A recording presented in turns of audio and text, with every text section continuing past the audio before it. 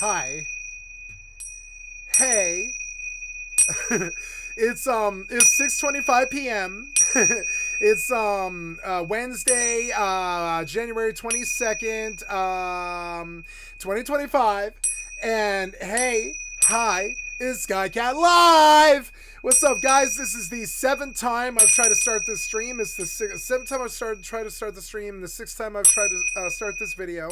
I had two disconnects, two router problems. I had to restart the video 6 times. I couldn't get a good connection. All this other stuff. And so now, after 7 or 8 fucking problems that happened for no reason at all, here I am finally, and I'm here to smile at you and say hello and hi. I'm Skycatlive, and I'm sorry for doing the intro twice or 3 times or what it is now, and I'm sorry for starting the stream over 5 or 6 times now. But that's what being a fucking show business person is. When you understand show business, you understand that if something can go wrong, it will, and I don't know why. None of these things happen for any reason. I can't list one.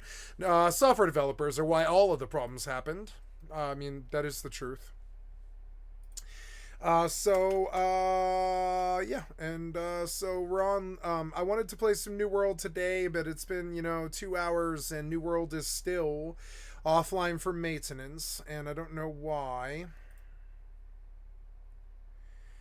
New World is offline for maintenance, so we will look for. I was going to play some Fallout 76 music. Okay, cool. I charged my fucking mouse for 4 fucking hours, but it's completely empty. Probably because of a software developer. I guarantee it. See all the problems? See how they just mount up? Battery dying for mouse. It just added to the list of problems. There's more. Oh good, there's more. Yay, there's always more problems. Yay. So hey, what other problems are we gonna get? Thanks. Let's just keep getting more problems. Let's see how my internet's doing. There's a problem. No, I mean it's alright. It's fine. What was I doing? I was listening to some 76 music and trying to start this stream over and over and over again. What? Where was the 76 video that I just loaded? You're fucking dumb. Software developers. Sorry. So brain dead and worthless. Goddamn brain dead piece of shit software developers. Look at them fail right through a fucking YouTube video load. They can't even remember what video you just last watched. Right on stream where I have the evidence that I watched a video, but I go looking for it in the history and it's just poof, gone.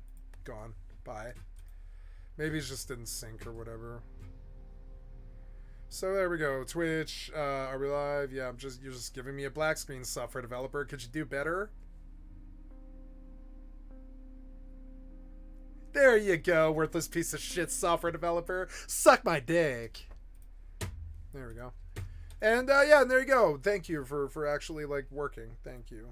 Fifth time's the charm with software, right? Software only works after the fifth or sixth time you try. At least with these software developers and the way they've designed things. Maybe the fifth or sixth time it'll work, Fucking idiots. Fucking so goddamn bad at what they do. I can't stand developers. Anyway, let's do some HyperNet stuff and move on to something a little bit better. I'm gonna drop it off the big face now, finally. And everything's running. Everything's going good. Everything's running smoothly, which is good. We'll see how long that lasts. Now, I only sold one red package, huh?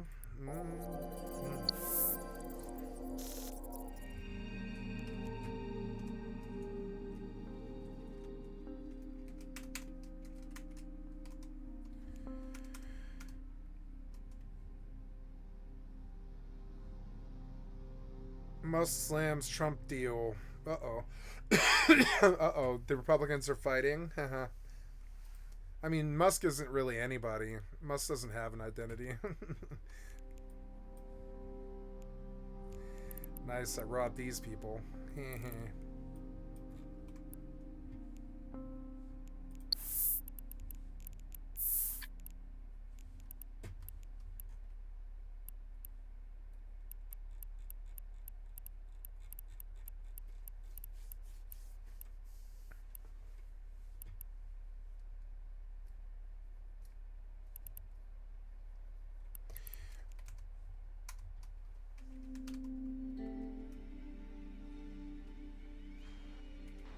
Maybe I will go elemental hunting, I guess, since I don't seem to be getting any bites. I've now kind of missed a party invite, which I think kind of irked me with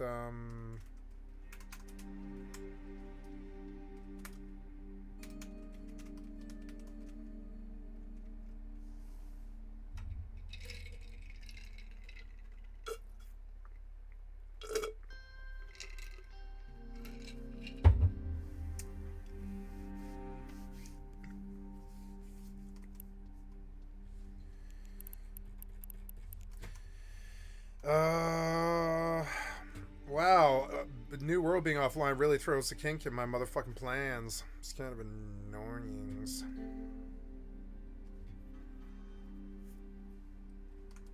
Well, not much to do except looking for group. I'll just wait. I don't want to leave the station, honestly. Oh, let's load X4. I have to buy a ship on X4. That's something I definitely have to do. What I plan to do, I cannot do. Let's just look at New World. What? No. New World server status. Server status. Online. You say you're completely online.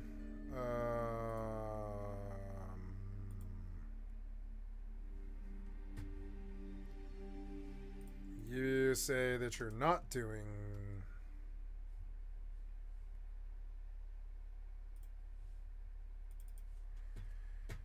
Well.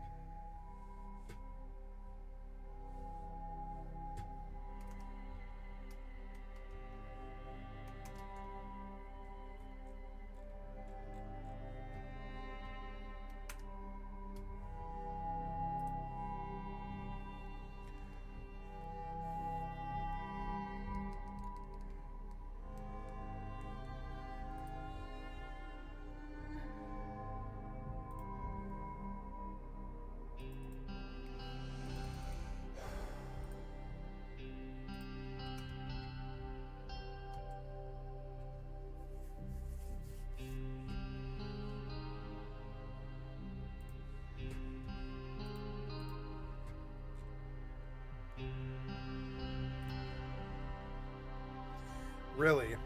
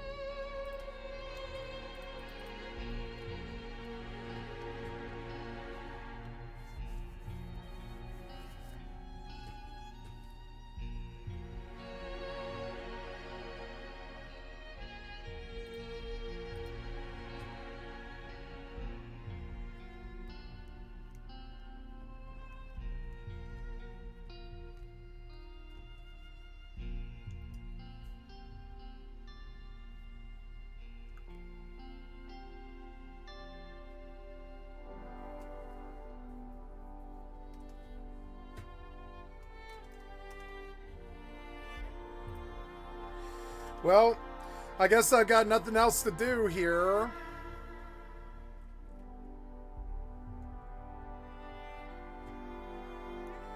Let's see what happens if I... Or, well... Yeah, maybe it'll let me log in now. Maybe I could heal some Overwatch while I wait for the New World server to go up.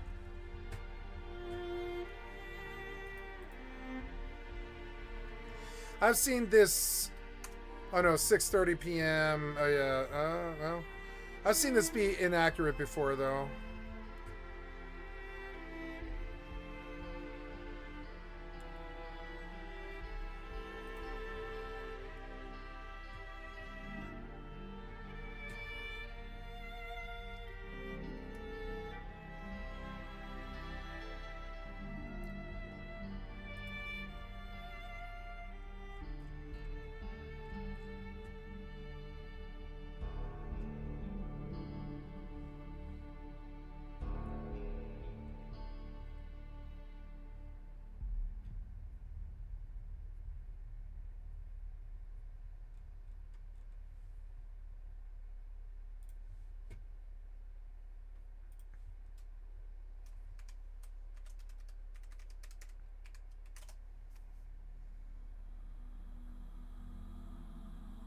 Oh, let me in. Nice.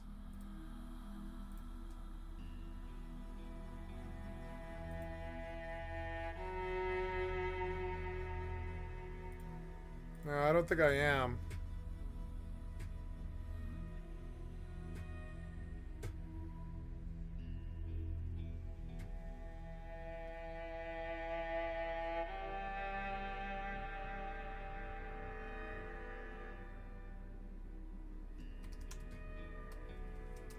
Oh, good, I'm here. I can buy my ship. Nice. I love this huge viewport. This developer is way better than Bethesda.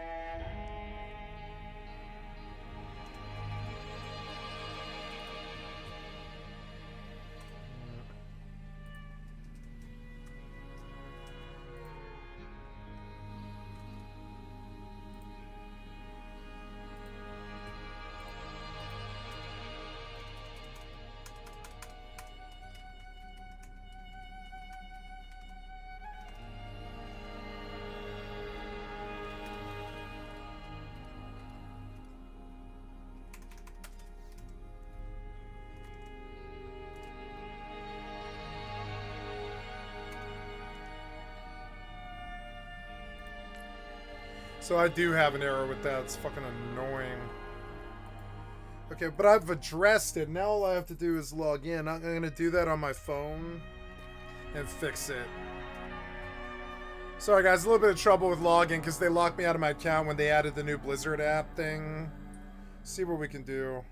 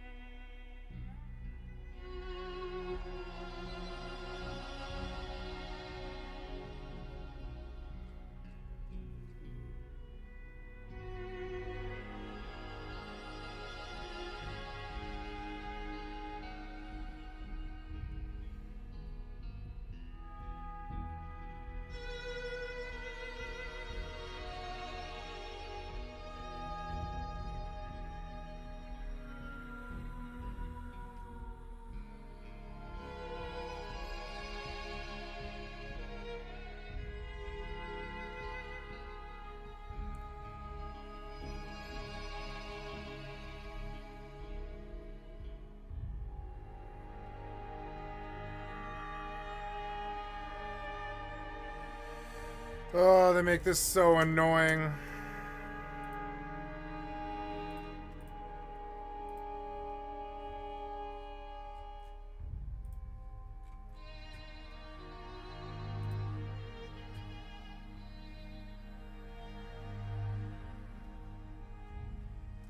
I bought a ship.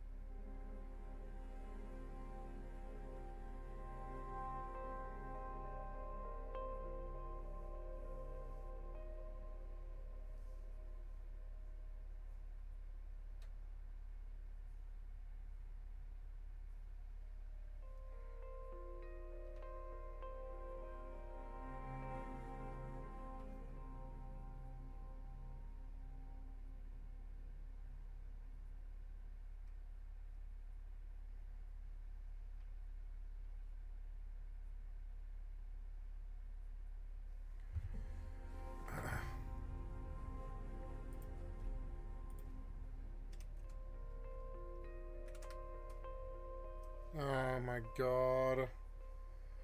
Blizzard login is so goddamn painful now.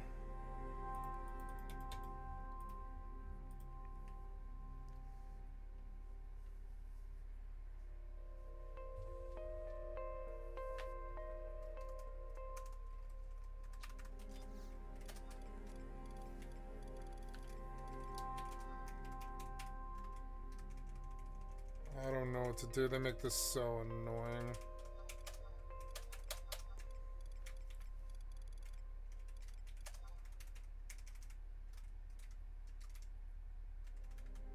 Ugh.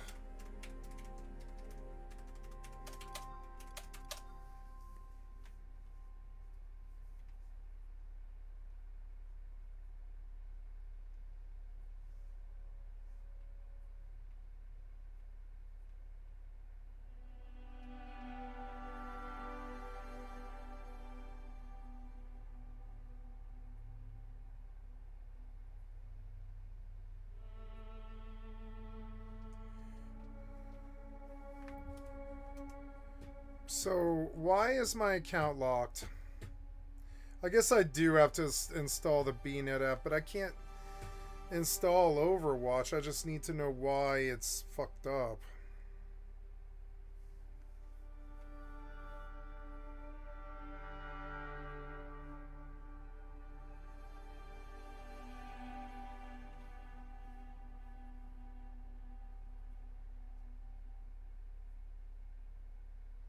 Yeah, but...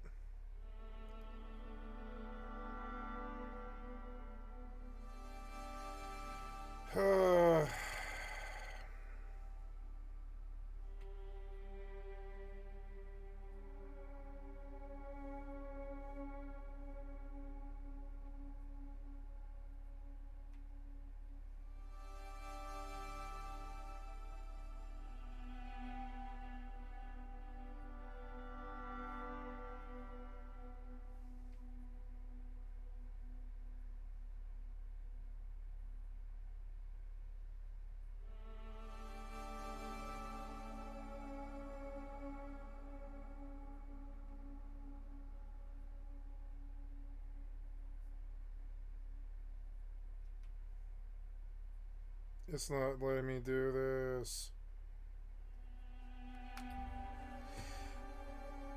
It's gonna make me do it from the internet, I guess. So I'm gonna go do this over here.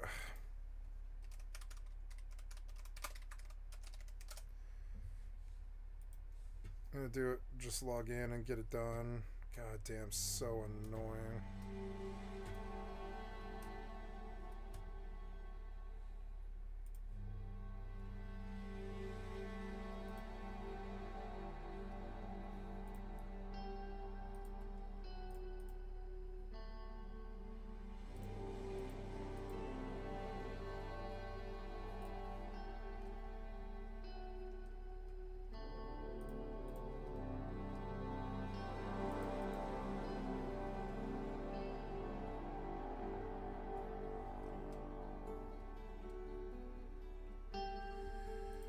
I guess I'm just locked out. Maybe in a little while it'll fix. I don't know. I can't log in to BNet, so I really don't know. Maybe I better try and actually install BattleNet again. Fucking so annoying. Blizzard is so bad at what they do now.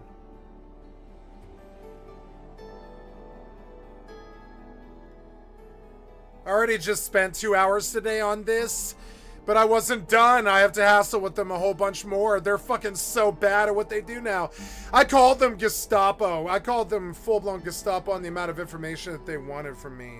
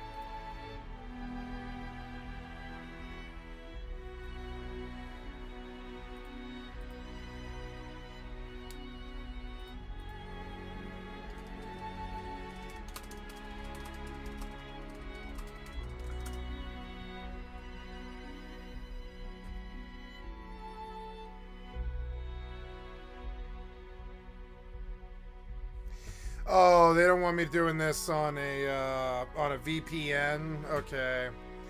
So I'll have to fix this in the morning, but at least I figured out what it was. Jesus Christ, you suck dick, Blizzard. You're so bad at what you do.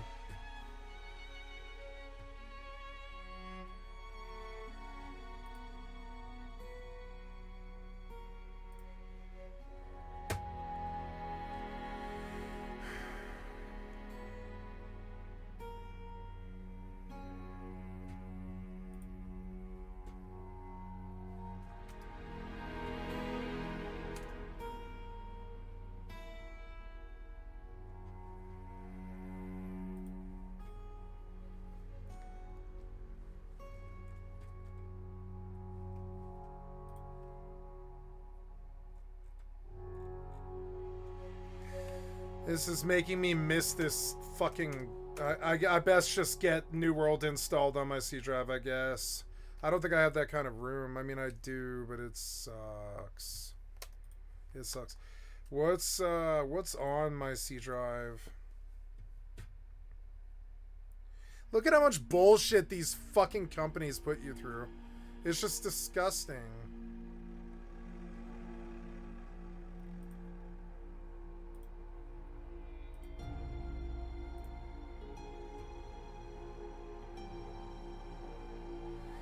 That's it on my C drive, huh? I mean, New World is huge, though. But I mean, I will. I'll just put it on my fucking C drive. What else can I do? Fucking annoying. Look at all the bullshit, man. Like right now, Mutahar just did a video today about the video game industry crashing. Today, I wish I could make this stuff up. I'm gonna use this for content, but it's just like watching. It's like getting pummeled by the industry, right? So there's this overall meta problem going on where I can't play other games because of the EAC blocking me from playing other games. So now, when GeForce Now, and this is annoying, I'm seeing the GeForce Now is a little bit less competent than I thought they were, because I'm on day 2 of Season of Conquerors, and they fucked me, and they're trying to tell me that this game is offline, but it's not. The game is online. I'm about to prove it. I'm going online. I'm already 2 gigs into a 70 gig install. I'm gonna fucking download this game. I'm gonna run it in 40 minutes or something like that, or maybe a little bit faster. I don't know. And yeah, I bet this probably sucks out my my upload. Yeah, this is probably killing my upload, huh? Oh yeah, this probably full blown is killing my upload. Yeah, you need to differentiate between the apps. Yeah, a little bit, and balance. Maybe 262 is too high. I'll have to fix that. Sorry, I'll fix it. 1 second.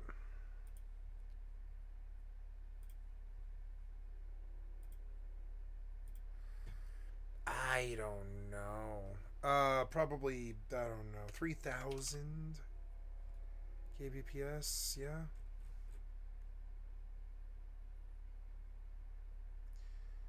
Yeah, what's that? That's probably fine. Yeah, limited.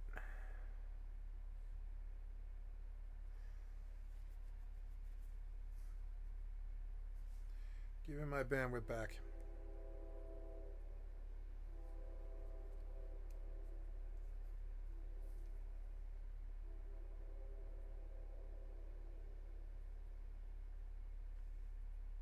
There we go. Sorry about that, guys. Just Steam really wanted to fucking download this fast.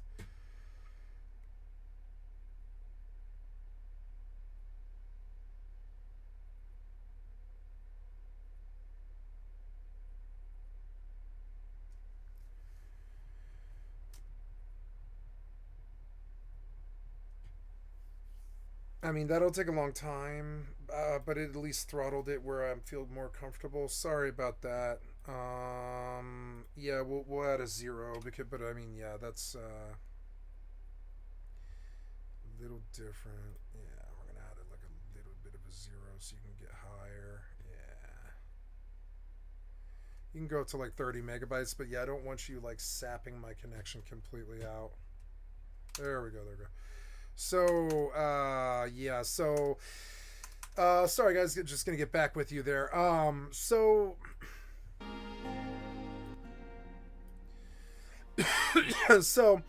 the developers, I'm like reeling from it. I log on and I look at YouTube, and one of the first videos that I see is Mutahar talking about the video game industry needs to crash. And I'm being lied to about GeForce Now, about New World being up or being offline for maintenance. This piece of shit company is a liar. 3 days ago, Blizzard added a new authenticator app thing. And then they locked me out of my account, which I've had for 24 years. And then it took like 3 emails, and they forced me to show them that I had transactions and times and names and addresses and character names and all this stuff. And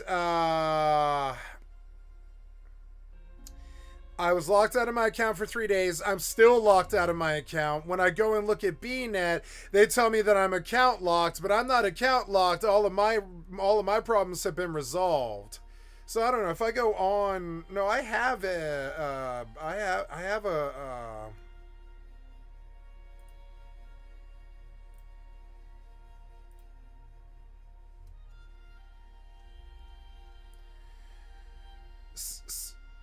Well, they won't let me on because my sub has finally expired to WoW anyways. So yeah, I can't log on WoW. No. So uninstall all this. I don't think I'm ever gonna use a Blizzard product again except Overwatch. And honestly, I'm only playing Overwatch until something better comes along. I don't know. I don't know what's gonna happen. So, like,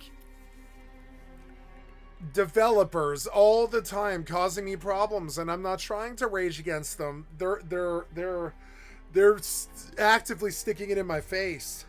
It's driving me crazy.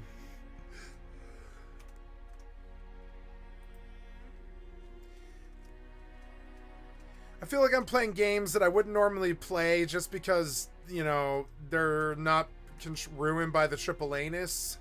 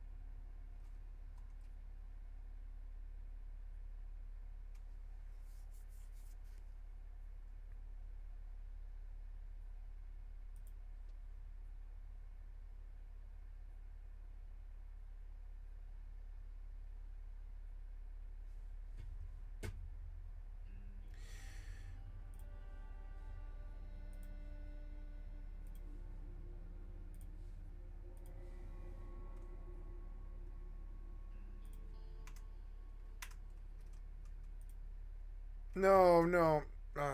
No. Retake control. No. Retake control.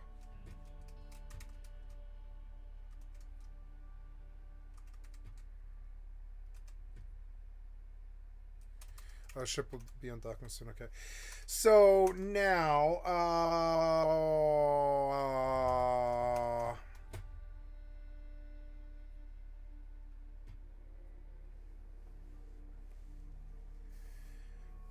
so I'm downloading New World because I can't get on it, and just another way in which every single way I look, some developer is blocking me.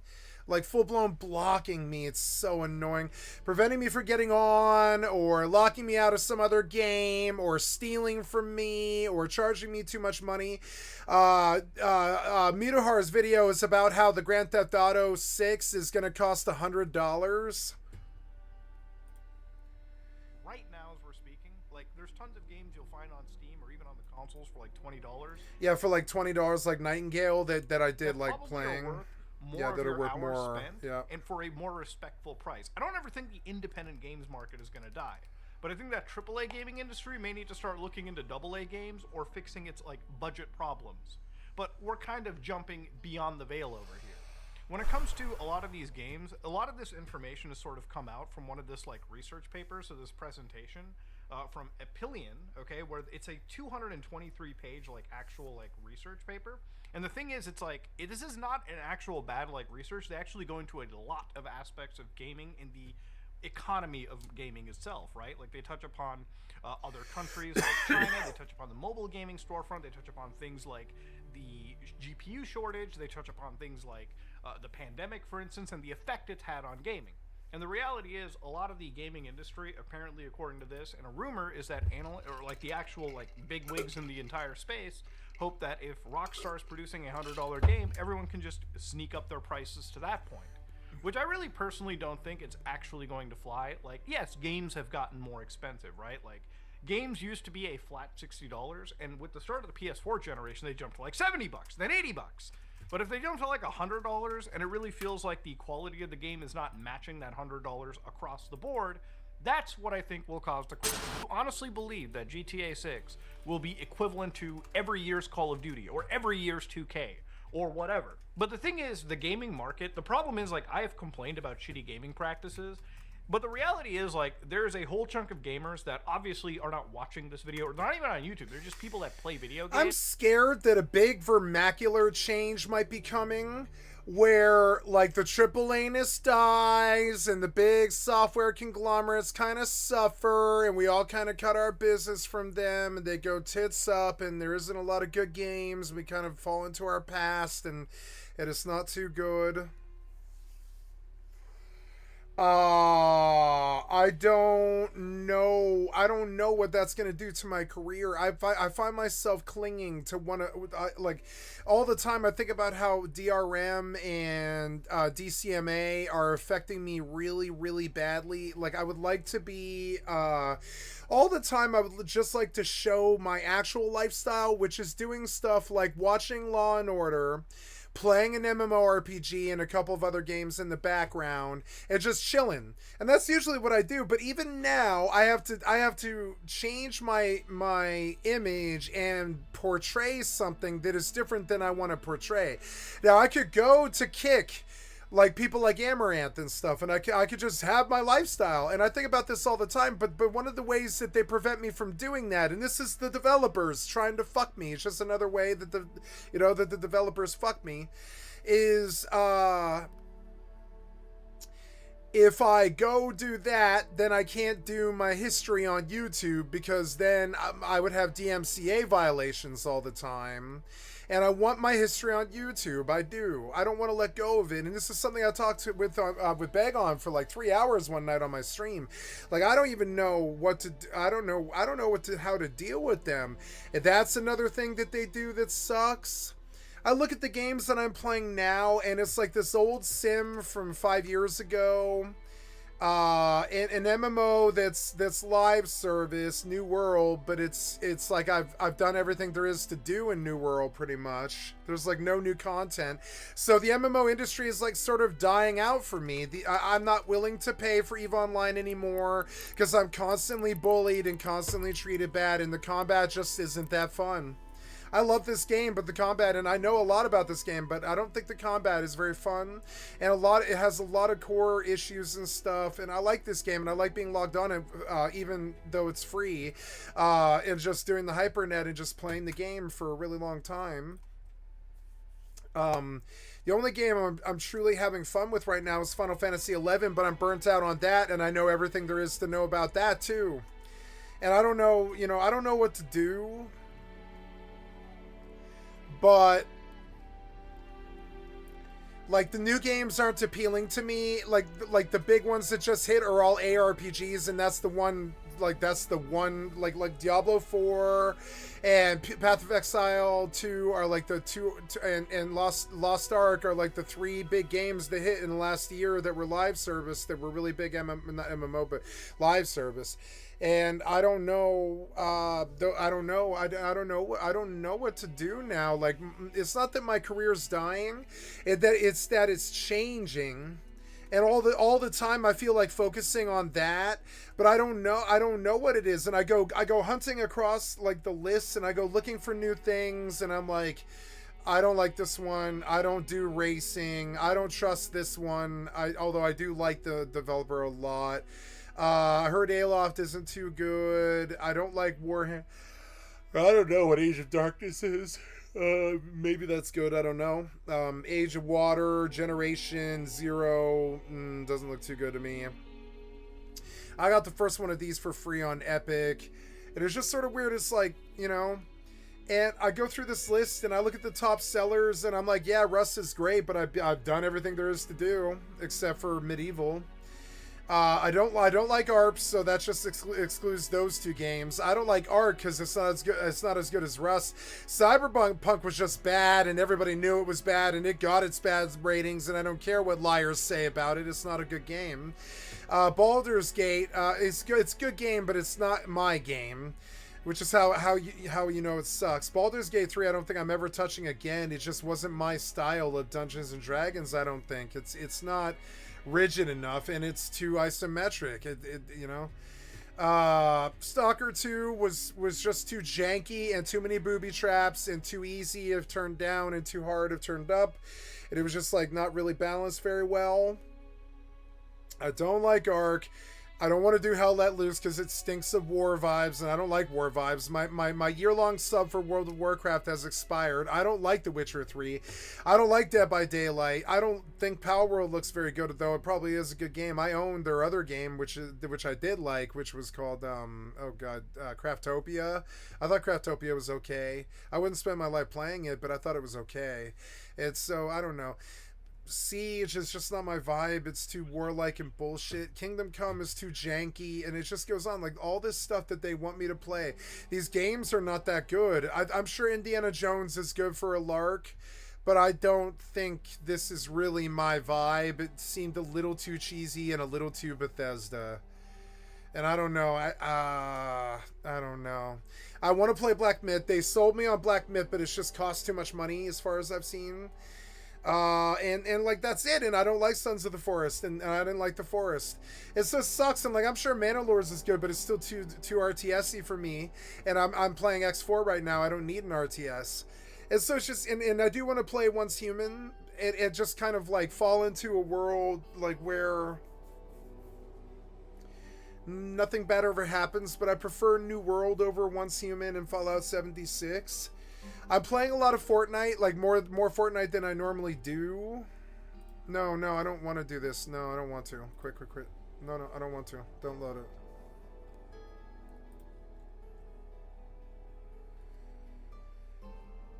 Age of Water might be good. I don't know. But I look through all of these and I'm like, not a lot of these games are fun. That's the actual problem for me. When there was this period all the way up until 2020, something like that, where I would open up a list like this on the PlayStation Store or the GeForce Now, and I would be like, oh, it looks so good. I want to play so many titles and stuff, and I would have like this orgasmic response. But no, a lot of the time now, a lot of these, they're not looking so good. They're not looking so good.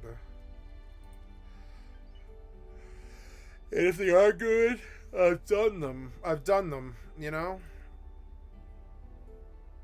I'm closed-minded to some of these, but I mean, I also know what a hassle it is to deal with their stores or their bullshit. I like, it's like, you know, I'm kind of at crisis with it a little bit. Like, the industry, I don't know if I should have based my career in this around video games, because I'm wondering if they might about to go tits up. Games, And the gaming industry for the last like year has kind of been like toying with them a little bit. Like, hey, you guys want to play a game? Yeah, they've been toying with me. They've been toying 4 with days me. earlier. Buy the gold edition for like $20 more. Like, it's actually a serious practice that's been occurring, and you've probably noticed it with some pretty big budget games. So literally for 4 days early access, which might be worth it for some people, people are throwing an extra 20 of the company, or they're buying the gold edition. It used to be the gold edition would probably include like a season pass. No, sometimes it's just, hey, you get to play the game like a couple days earlier. So no real actual tangible gain other than the release date literally shifted back for people that are paying $20 more. It is just insane how like these practices are coming in, and it really feels like for the game we're getting, it's like the price will go up, but the actual content provided in each and every single game, or at least the AAA side, does not reflect what they're actually charging. There's such a great variance. Like, you could play a game that's like maybe 15-20 hours in like actual gameplay length, and then there will be games with like 100 hours like actual content provided in them for the same price. I think this is one of the biggest issues when it comes to the games industry. But honestly, a $100 game that's going to come out may actually crash that AAA side, and part of me wishes the game industry will try it. Because I think, and again, like, there's other analysts that look at this industry will not survive if every single game is priced that high. First off, it's already bad. Inflation sucks, okay? There's two. Inflation is bad, all right? Not in the Sonic community, but in the economic community. We've got people that literally are living more and more paycheck to paycheck as time goes on. Like, if you go to any store right now and you do your groceries, people are probably going to be more interested in getting bread, butter, and eggs and meat in their house if they can, instead of spending that like real grocery. I've grown bored of Nightingale, which is not too good because I put too many hours into it too fast. Let's see what I'm at now with that. I'm at 140 hours in Nightingale, and I did it too fast, and now I'm burnt out on that. And I was just like, oh no, what do I do? What do I do? I don't know what I do. There's nowhere to go. There's nowhere to go. It's not that I'm hunting for games. It's that they don't make good ones anymore. It's not too good. It's not too good. I don't know what to do. I don't know. Why do I have 76 installed? That's on my D drive, is it?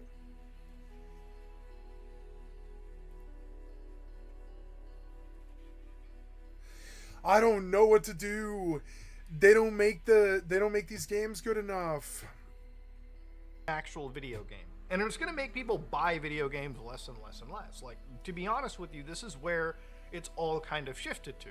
So to be honest, I kind of really welcome if like Activision, Ubisoft, a lot of these companies try it, because to be fair, I don't think they're going to be successful. And I think it might be the only thing like where a crash occurs and these guys actually have to scale back their production. What do we do? I don't know. Like, the industry is kind of crashing. I think I've been seeing it for 9 years, but I think it's to now. I think this year might be the reality when it hit. I think I saw it 10 years before, but my lifestyle's dying. My lifestyle is dying. Take this cord off because it's annoying me. How Elon is able to play Diablo 4 is beyond fucking me. I don't know how you, like, how do you play Diablo 4? I think that game's so bad. I'm so bored of goddamn isometric. How do you do isometric in 2025?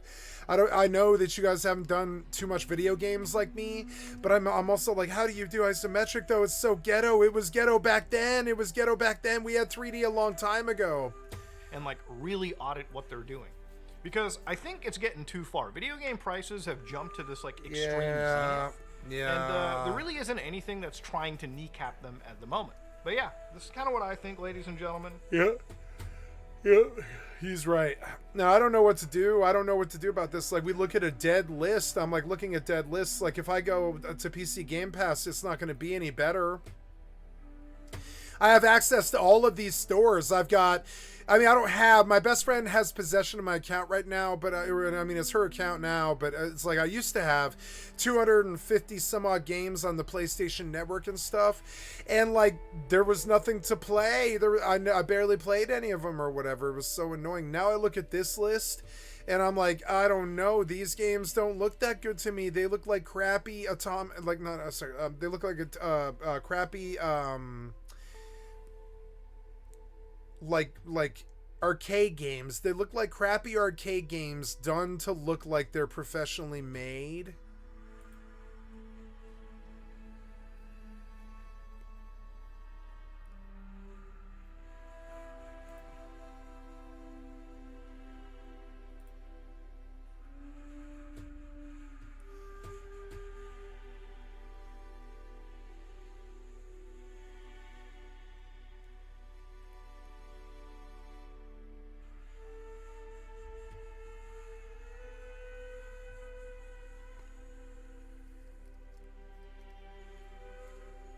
I've become disillusioned with Sims. I know I was always disillusioned with Sims, but I mean, but like after playing X4, I'm disillusioned with Sims.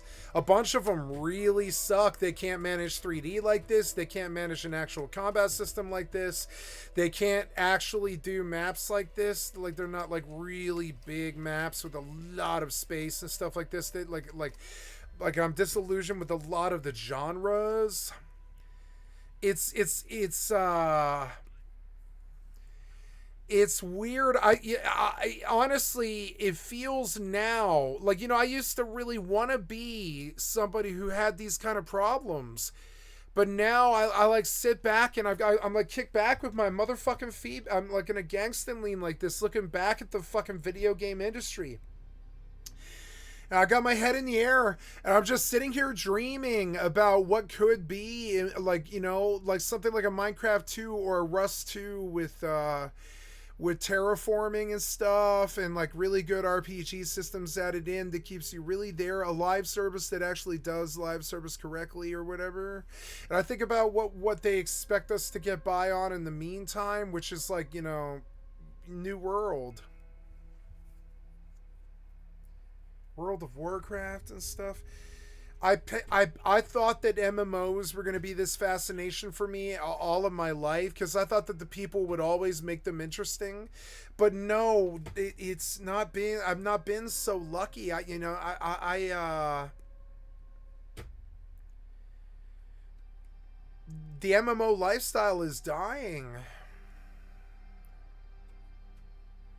I mean, I knew it was in 2015, but I thought it was just going to pick up. I've done pieces of art and stuff on my stream about the cyclical nature of this industry as a you know, an infinity symbol, where over here we have about a 20-year period from 0 to, you know, I'll draw it on paint.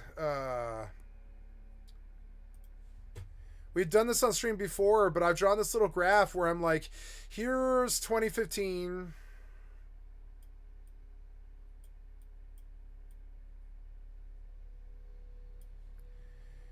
2020,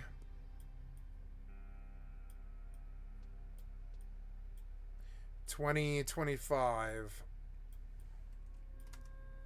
No, nobody's whispered me or anything, right? No, I'm just doing stuff. Yep, fire crystals and copper ore.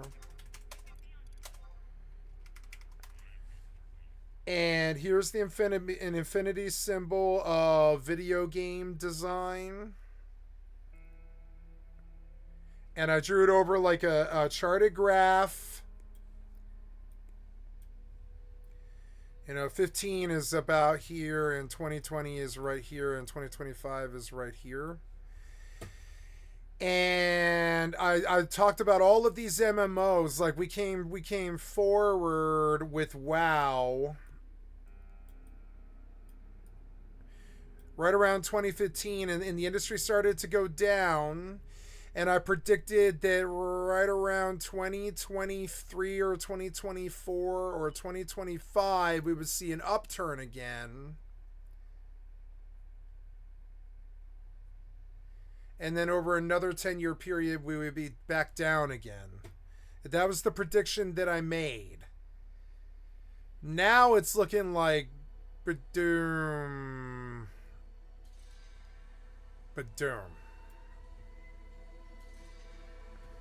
A big crash right around here. No, I mean, it's right around here. I mean, it might just be the downward. I mean, around 2025, I predicted this downward thing again, where I was like, and I'm really worried about what's coming. I told him I'm not hunting for games. I'm looking at the overall meta of this industry. And I struggled to put words to it, but I've not panicked until today. But I feel some panic now, like that there's no home to go to, that I haven't overstayed my welcome. Like Rust or Eve or FFXI or New World. I've overdone all of them. I know everything there is to know about all of them, kind of. It's stupid. They're not mysteries to me anymore.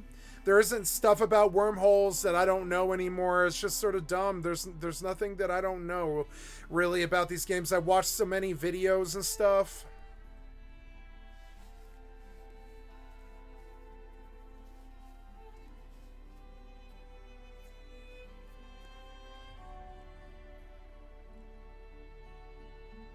Some of these people are happy. I'm jealous of them. There's a bunch of people living on the NVIDIA Reflex sort of slew of things, a lot of live service and stuff. There's a lot of people that are happy.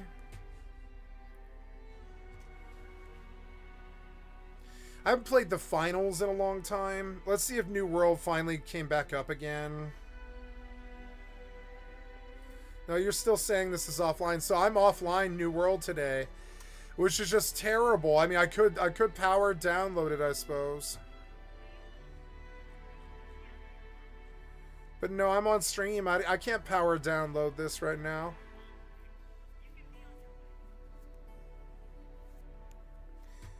Once Humans sitting on my drive, and I think sometimes that maybe that's my game, but no, I think that game's too easy.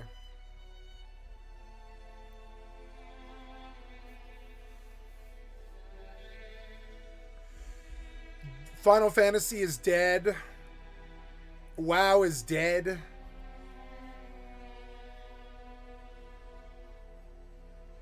Souls is dead. RuneScape is dead.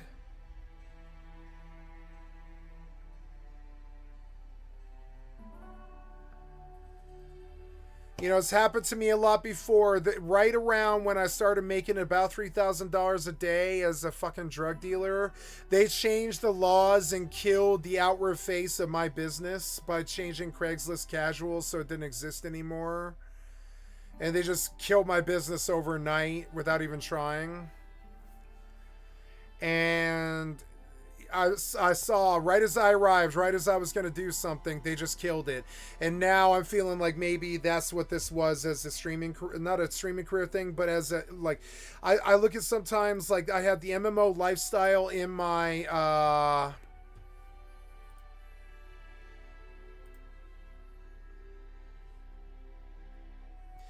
you know, it's funny, Skycatlive is still on my website, but the MMO lifestyle isn't.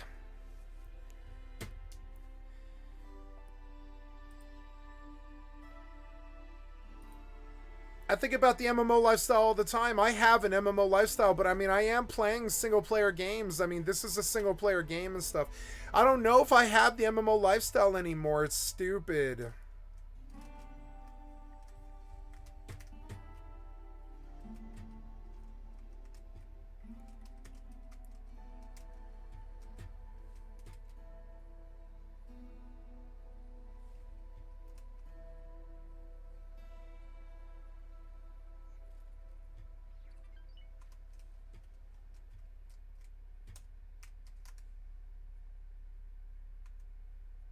I don't know. I can't bring myself to play these games. It's not because I've done them too much.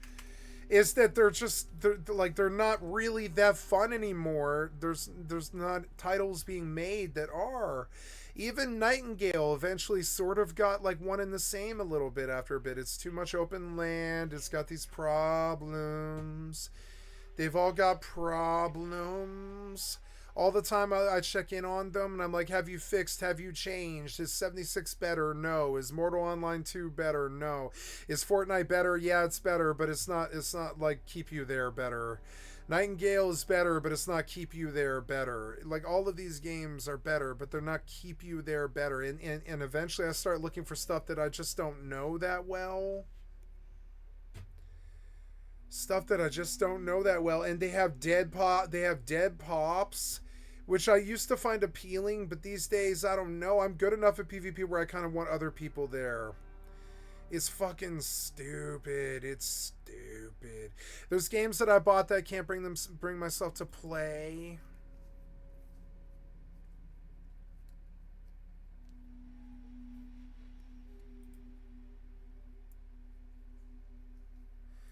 I'm not seeing a lot of evolution here. I'm seeing the same old shit over a 20-year period, all rehashed essentially. Like, I don't really see the difference between Baldur's Gate 3 and Divinity Original Sin 2. I think they're the same game. It's sort of dumb. It's great, but it was like, you know, that's kind of an old game.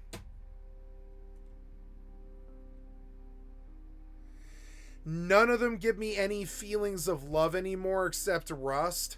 Rust is like the only one that I truly, deeply love because it was the only one that took chances at all. I would say Rust and Daisy, and I don't even really love Daisy. I don't love Daisy. It's like only a few of these took chances at all.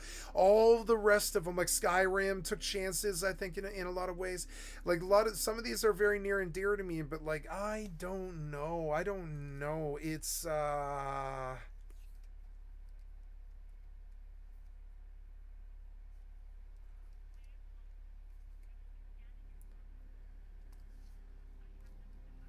I don't see an MMO lifestyle here. I might have to make it into something else.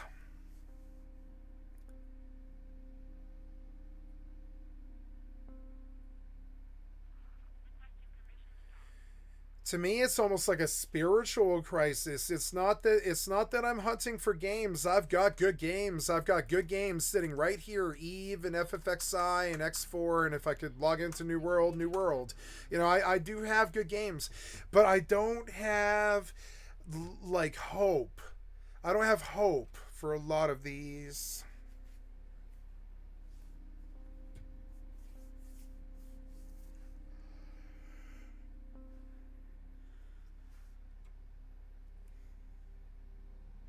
The Final Fantasy games haven't been good. 15 was good enough, but it wasn't good. You know, I go thinking, is the past better? And but no, the old jank still drives me the same crazy today as it did back then. The old jank is something I can't really get past that easy. I need them to actually make new games. Uh, I'm being hyperbolic, but I mean, I don't know. I despair looking at this a little bit. I do. I despair a little bit about this. Let's go look at the Steam sale. It's not. I don't know what to call this. It's like a cold. It's like the cold era. It's like a. It's not a Cold War era. It's a cold era of gaming, where there's nothing to look forward to. It's not like there isn't good stuff to play right now. It's that there's nothing to look forward to. I'm looking forward to like Rust, medieval, medieval dynasty era, but like, are they gonna make it good? No, they put water pipes and revolvers in it. It's a fucking medieval game. What the fuck do guns belong there? I mean, I guess maybe. But I don't really think if revolvers fit the medieval thing. It looks like they're gonna fuck that up too. So it's like, what is there to look forward to? It's not that I'm hunting for games.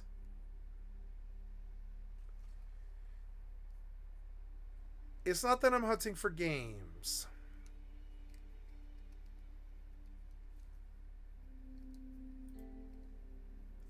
It's that they aren't making good ones. Everybody else is hunting for games. They're like, there's got to be something else out there. And I'm like, no, I'm fairly sure I've checked all of it. Not all of it, but most of it. I've checked like most of this stuff. I don't know. I don't know. Pre-purchase Rebirth? Fuck no. No thank you. This combat was not good enough. Sometimes I wonder if Grand Blue's good. It got very positive reviews. But I don't think so. I don't think so. I don't think so. It's fucking annoying. Sometimes I think I should just go play Final Fantasy 12. But then I remember that I've got 11 just sitting here.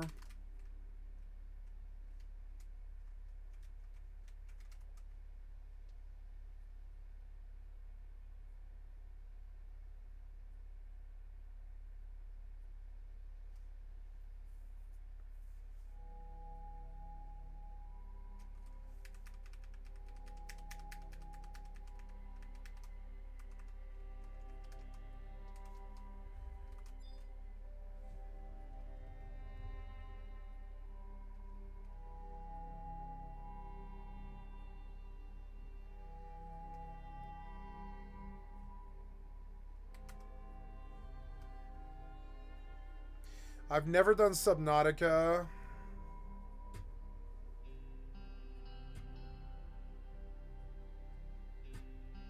That's cheap right now.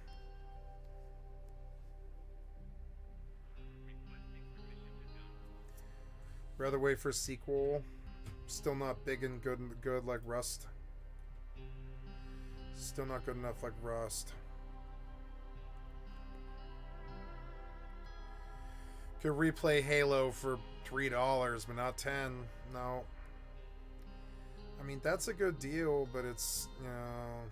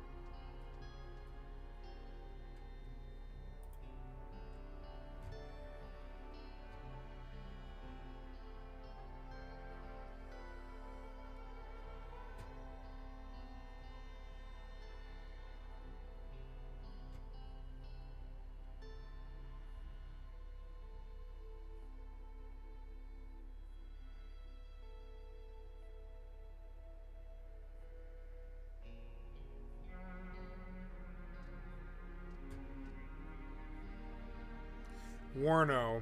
Oh my god. I used to play this game called Wargasm. Oh my god.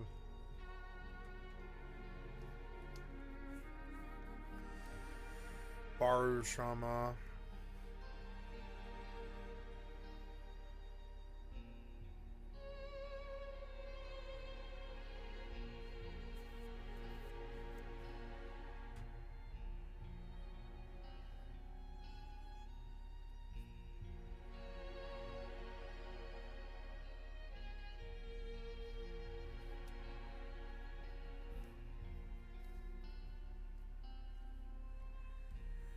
So many games and none of them are good. Some of them.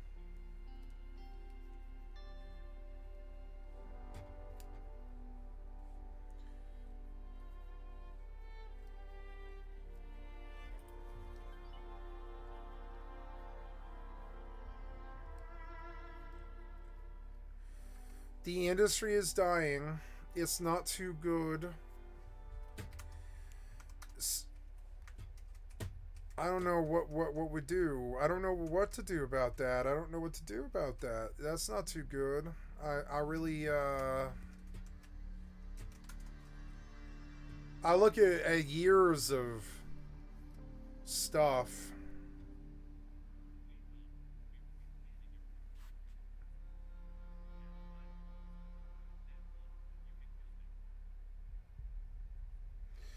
Peglin looks fun, but not at that price.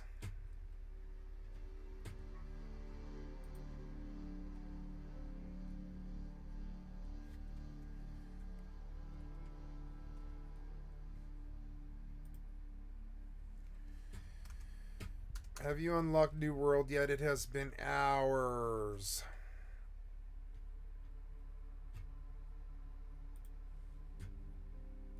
Offline. This is going to be a down day for me. I'm going to go crack a beer.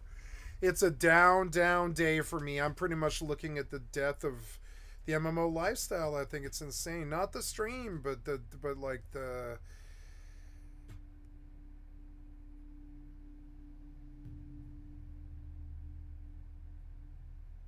I mean, I want that game, but I know the combat's bad. It's so annoying. The combat's so bad.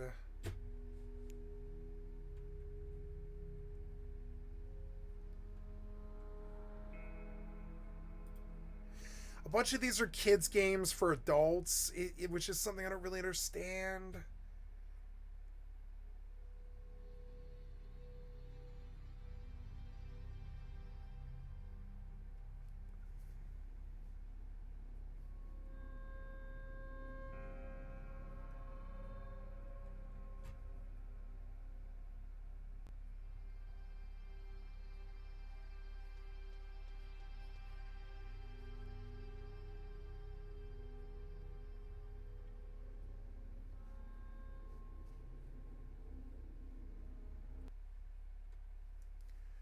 Wait, now why did this stop making noise? Because you think that I'm gone, huh?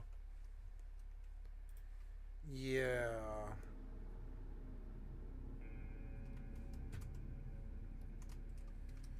I don't know what to do about this. It's fucking weird. I don't know.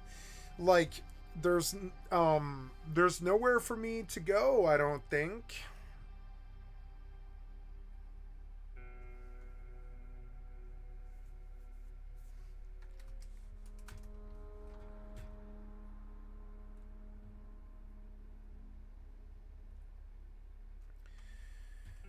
Could go take the mage character, but I don't really want to play mage right now.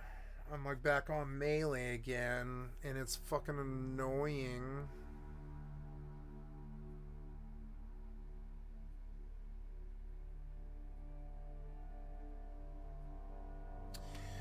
I don't know. I like.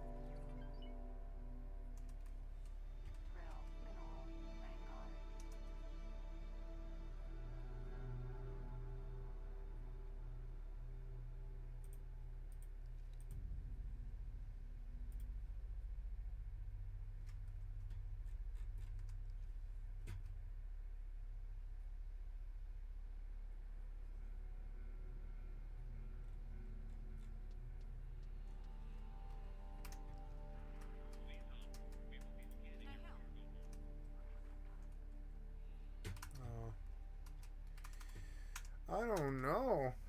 Like that's not too good. I don't know what I'm gonna do about that. I can't find solace in other places. It's gotta be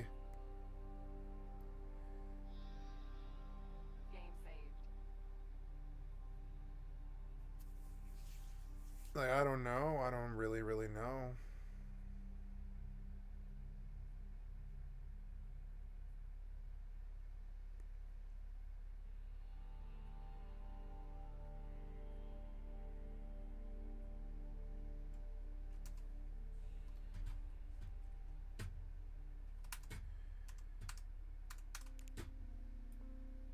Another aspect of that is it's also boring. It's like boring when these games suck, sort of.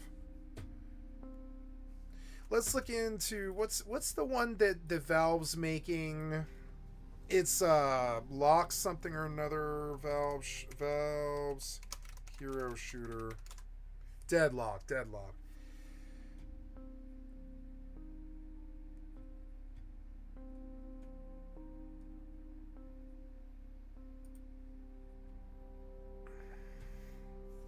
Once upon a time, there was a game called Team Fortress 2, the first big hero shooter, created by aesthetic as well, with it feeling like a city in the late 1800s. I will say that it's very gray and could use some splashes of color here and there, maybe some seasonal changes like a version for the 4 seasons, because I know MOBAs usually only have like one map, but I just feel like a little extra pizzazz wouldn't hurt nobody. The actual core gameplay itself is satisfying. The gunplay feels smooth and punchy, and even though I usually don't love third-person shooters, it just really works here. The stamina system feels fair, and the animations for the movement look great, especially the dodges. They just look so cool when they zip and zoom and dodge around. The abilities feel so satisfying to use once you get the hang of it. For example, one of my favorite characters, Seven, his ultimate can single-handedly win you so many fights, and positioning it correctly can be what does that, and then out of nowhere, you're just getting kill after kill after kill after kill. Superhero static shock.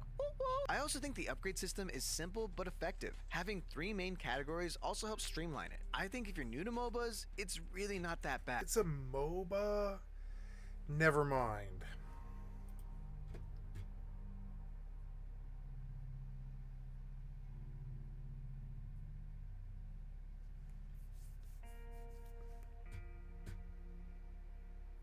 A corpse flower is set to bloom in Sydney. Okay.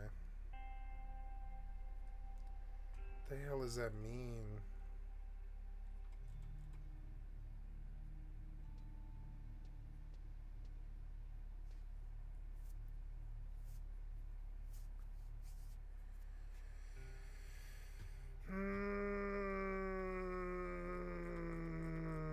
It's hard. What do you do?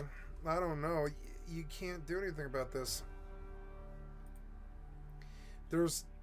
I'll have to find a home in some place like Rust. I'll have to.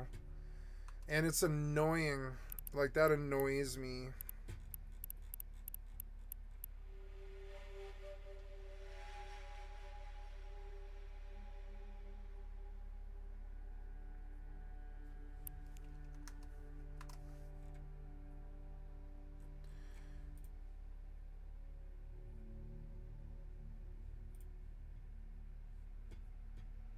Creators in all of creatordom has been lying. Ladies and gentlemen, one of the biggest creators in all of creatordom. Yeah, he lied about Poshfon being bad. Has been lying. And then he quit. About something to do with EVE Online. And I have first-hand knowledge to tell you what that lie is and what actually happened. I am talking, of course, about someone you might recognize. Yep. This is Pirate Software, also known to the EVE community as Maldavius. Okay, we're going to talk about what's happened, what actually happened, and why this kind of stuff hurts the majority of EVE players, this kind of lies being said and purported. We're going to talk about it, okay? So we were Triglavians, triangle people, right? Aliens. And this is a faction inside of the game. We decided as players to align ourselves with this, and we moved all over the game for about 1 year, traveling around with no home, going and fighting this war that went on to turn certain areas of space into lawless land, right? And we went all over the place. We took all these different stars, and it was fun. It was super awesome, but we didn't really have a home. We never had a place to live, and having ownership over your space in EVE is kind of a big deal. So when we got... So if you don't know what the heck he's talking about, if you're a brand new EVE player, he's talking about founding of Poshfin. He's talking about the founding of the Triglavian area in space. These star systems used to be in high sec. I think there was maybe one in low sec. I don't remember. It's been a long time. It's been a couple years. These systems were basically in flux between becoming Pochfin or not, and the players could choose which ones would go into Pochfin, roughly speaking, by fighting for the Triglavian, aligning themselves with the Triglavian collective, with that side, that reputation, okay? The star systems ended up becoming Pochfin, and that's this triangle. And we say it's a triangle because there's a lot of like triangle stuff to do with Pochfin. A lot of their reactors, their like little mini suns are housed in like a triangle matrix. What's the thing from Avengers? You know what I'm talking about? No. Tesseract. It's housed in like a triangle tesseract, stuff like that. The literal star system is in the shape of a triangle. That's why some of you watching are like, Bro, what's up with all the triangles, bro? you know, this is just part of the lore. That's that. So this is about the founding of Pochfin. This Pirate Software guy is Maldavius. That's his character name in the game, and he and many other people fought for the founding of Pochfin. Let's keep listening. Got 27 stars. Those stars formed into a place in space, a pocket dimension called Pochfin that looked like this. And we owned a full third of this. Because as we had been taking these stars, we were dropping structures. I've watched in this them. When video it a moved bunch into of Pochfin, times for some those reason. structures stayed. And Now I know They why. couldn't be replaced. If a structure gets destroyed in Pochfin, it never comes back. You can never... This is unique to Pochfin. Okay, this is a unique thing to Pochfin. It's very important because this is literally why the entire thing we're about to listen to happened. They were placing structures in these star systems before they went into Pochfin, before they like regressed into this like subsystem area into Pochfin itself, right? We're placing structures, we're doing these things, and once it becomes Pochfin, you can't place any more structures. This is a rule in Pochfin. It's one of the things that makes the area unique and different from say nullsec or even wormhole space, because Pochfin, you just can't place structures. This is a big deal. If we have non-EVE players doing this, placing structures gives you not just a foothold, it doesn't just give you staging or a foothold. It is a massive deal because it gives your entire corp a place to be. There's more stuff you can do. You can dictate tax rates. There's a lot of things you can do from a player-owned station comparatively to an NPC-owned station that anybody can just come in. You can even set who can dock in the station if you own it, if your corp alliance owns it. So if we have non-E players watching this, a corp is a guild, and an alliance is a group of corporations, a group of guilds. An alliance is a big thing, a corp is a smaller thing, still big depending on what we're talking about, okay? So, Anchor a new one, it's gone. So these were unique, and we were the powerhouse that owned that space. The problem was this: it didn't work. It was broken. When we got to that section of space, they had one piece of content. This was called a dread site raid. The dread sites, for the first 2 or 3 months, did not function. Imagine going into a raid with 15 people, and you kill the boss, and then afterwards, the boss gives you negative reputation and negative money. That's what happened, and every week we would talk to the devs, and every week they would try to get us to test it on live servers again with our Okay, so first thing, this is correct. This is what happened. When Pochfin became its own thing, when the star systems in HiSec went to Pochfin, when Pochfin was established, the dread sites he's talking about, which would become / whatever, are the observatory flashpoints today, and other similar sites, whatever. These sites were broken. They would not function correctly. The NPCs were weird. You would get negative rep. This is a big deal. You might say negative rep, who cares? Because you see that this is all these star systems. Imagine all of these are little dots that make up this triangle-shaped star system. The gates, you couldn't activate the star gates unless you had a certain reputation. So the sites in the area would stop you from navigating around the area. This was not intended. This was not like a part of the game. That's too that would be too tedious, and that was not part of the game. Okay, so everything he's saying is correct so far. The first thing I want to talk about is something he ended with just now. negative reputation and negative money. That's what happened, and every week we would talk to the devs, and every week they would try to get us to test it on live servers again with our live characters for 2.5 to 3 months. We lost 70% of our online players. I'm going to get to the 70% number in just a sec. So the devs did work with players to try to help see what the problem was. I want you to, this is my first issue with this video. I want you to see how he's describing this. There's a lot of bitterness. There's a lot of, I'm going to call it entitlement for some of the stuff he says later in the video. This is my first problem with this. I understand it's frustrating. This is frustrating. We're going to say this a bunch of times in this video. You work really hard to establish an area of space, the areas in the space that have these sites to play, these things to do, and they're broken. That is frustrating. We all agree, we all understand. The devs are asking for your help. What game happens like that? The devs are QAing on their side. They're also working with the players to see, literally show me what's wrong. This is not a bad thing. This is a good thing. But how he says it is like, and the devs got us to test it on live. It doesn't have a good spirit to it. It doesn't have a cooperative spirit to it. I understand he's frustrated. A lot of people back in the day were very frustrated with Pochfin. But to say this the devs made us test it live, that's a good thing that the devs actually gave a crap to sit down and work with you in some extent, instead of just giving you a stiff arm and not talking to you at all. So it's better than having no communication. That's my first point here. So let's keep, this is not why I wanted to make this video. Let's keep talking. Okay. There's for 2.5 to 3 months. We lost 70% of our online players. About half of these people never came back. It was a goddamn mess. And we got pissed. And eventually they finally fixed it, but then they put a target on our back. Yeah, and before we get to the target, and before we get to, this happened too. 70% of the players quit. Of course they did. Look, chat, if you work for months to establish an area of space, EVE is about the stories, okay? EVE is about the player-driven stories. It's not the devs necessarily giving the overarching narrative. It's one of the things that makes EVE Online unique and special. Devs put in place this system where, hey, you can help corrupt these systems and put them into this different area of space, and you help to make it. And then that happens. They work really hard, it gets to that point, and then the main ISK faucet, the main money generator in the area is broken. 70% of the players left. Now, I don't know if this number is accurate, but I can tell you that I believe this number. I believe this number because this is freaking ridiculous. It is. Here's my first big point. 70% of the players quit.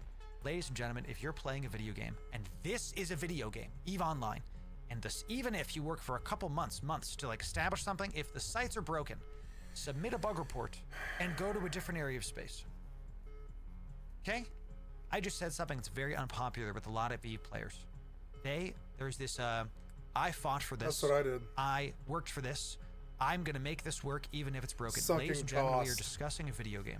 Sucking Okay. cost fallacy. I care about all of you watching, both live and on the VOD.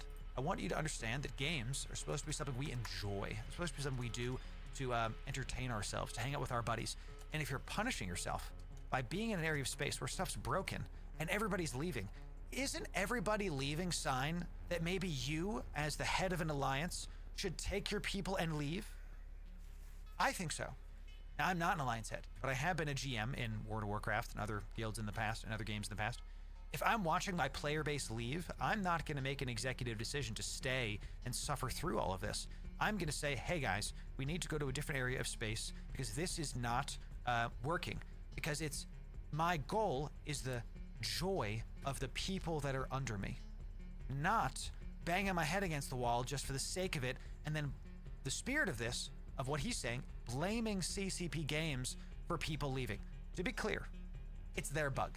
They gotta fix it. It's their game. They gotta fix it. But if there's a bug, submit a bug report. If it's that bad, go to another area of space. EVE Online is the biggest MMO, I think. Probably is. In terms of amount of content, you could do a new activity in EVE every day for the next year, and there still be plenty of content to do. Jump clones are a thing. You're correct, Cyber. So now, to be the devil's advocate, you work this hard to establish something in space, to do all this work, to finally, like you're the founding, one of the founding Pochfin alliances, Pochfin corporations. Then the sites don't work. That is frustrating.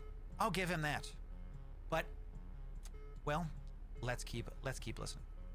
And eventually they finally fixed it, but then they put a target on our back because they have this thing inside of EVE Online called the Economic Report.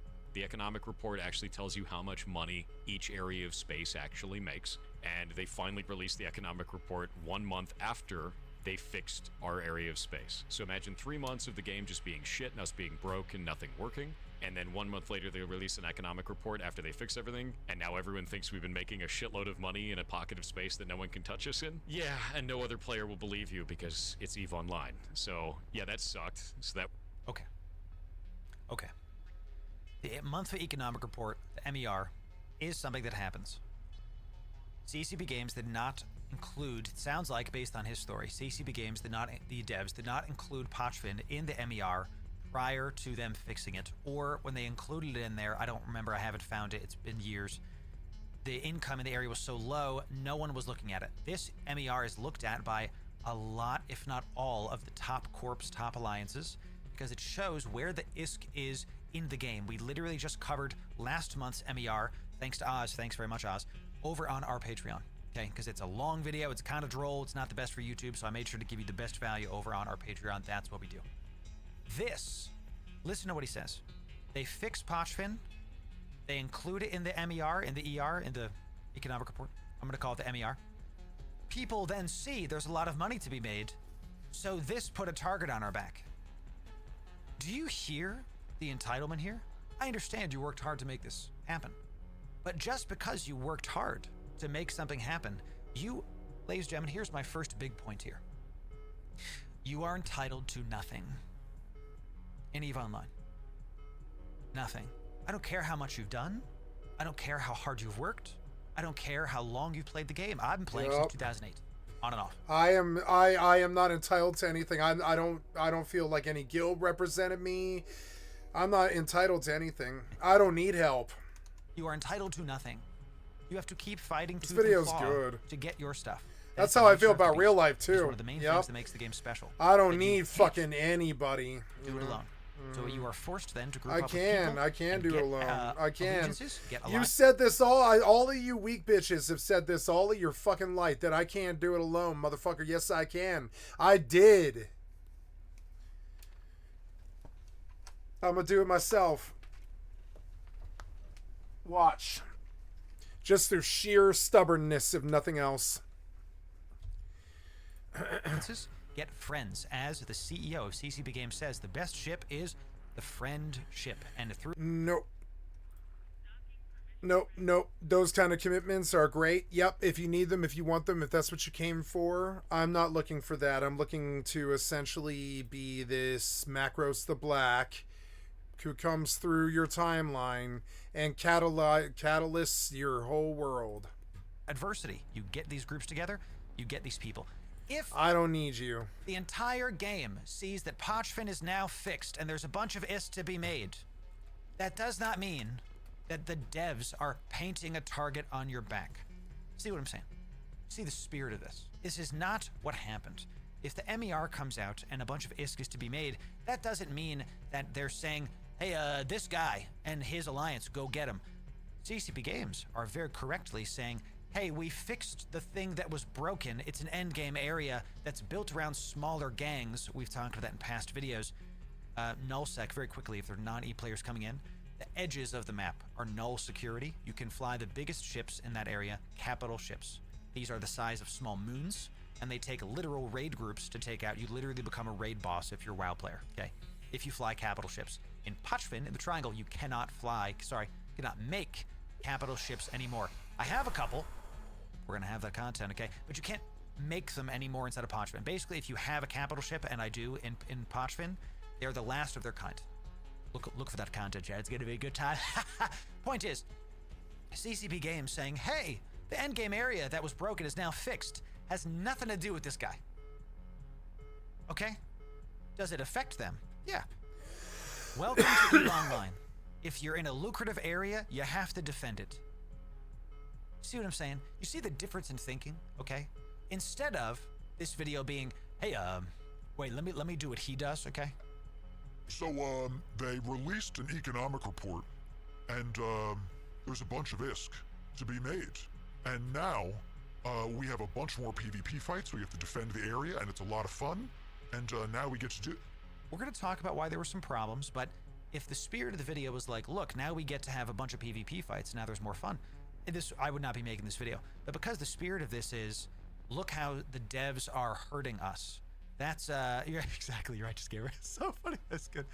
That's why we're talking about this. And we're going to talk, the lie still hasn't been said. We're going to talk about it. Let's rewind slightly. After they fix everything, and now everyone thinks we've been making a shitload of money in a pocket of space that no one can touch us in? Yeah, and no other player will believe you because it's EVE Online. So, yeah, that sucked. So that was cool to see. And the devs never actually put out a statement about this. They never told anyone that it was broken, so everyone thought we were lying about it, but we weren't, which was cool. So after that economic report came out, we're like... Should the devs have put out a statement about that? Sure. And again, we're believing his word that they said nothing about it. I don't know if that's the case. I'd have to go through every single news put out by the devs for that many year period. I don't care enough, quite frankly. Here's the reality. The devs don't have to do anything. Okay? They don't have to put out a statement that it's broken. They don't have to do anything. If this area is broken, the players are going to find that out. The players are going to talk about it. And then the players don't have to be in that area because there's a near infinite amount of expanse you can go and do content in EVE Online. Okay? This is just... Is it frustrating? Yes. We're going to keep saying it this video. It's very frustrating to fight for an area of space then have it be broken. But the entitlement here, like, you don't work at the company, this guy.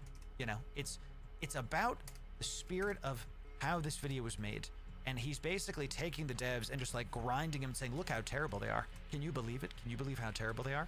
And this is the problem I have with this, is that the devs don't have to say anything. The devs are not your boss at work. They're not your parent. They're not your buddy. This is a service you're buying. Now, we are more than welcome to give criticism to the game and to say with our voices, hey, this thing is broken. We shouldn't go into the area of space.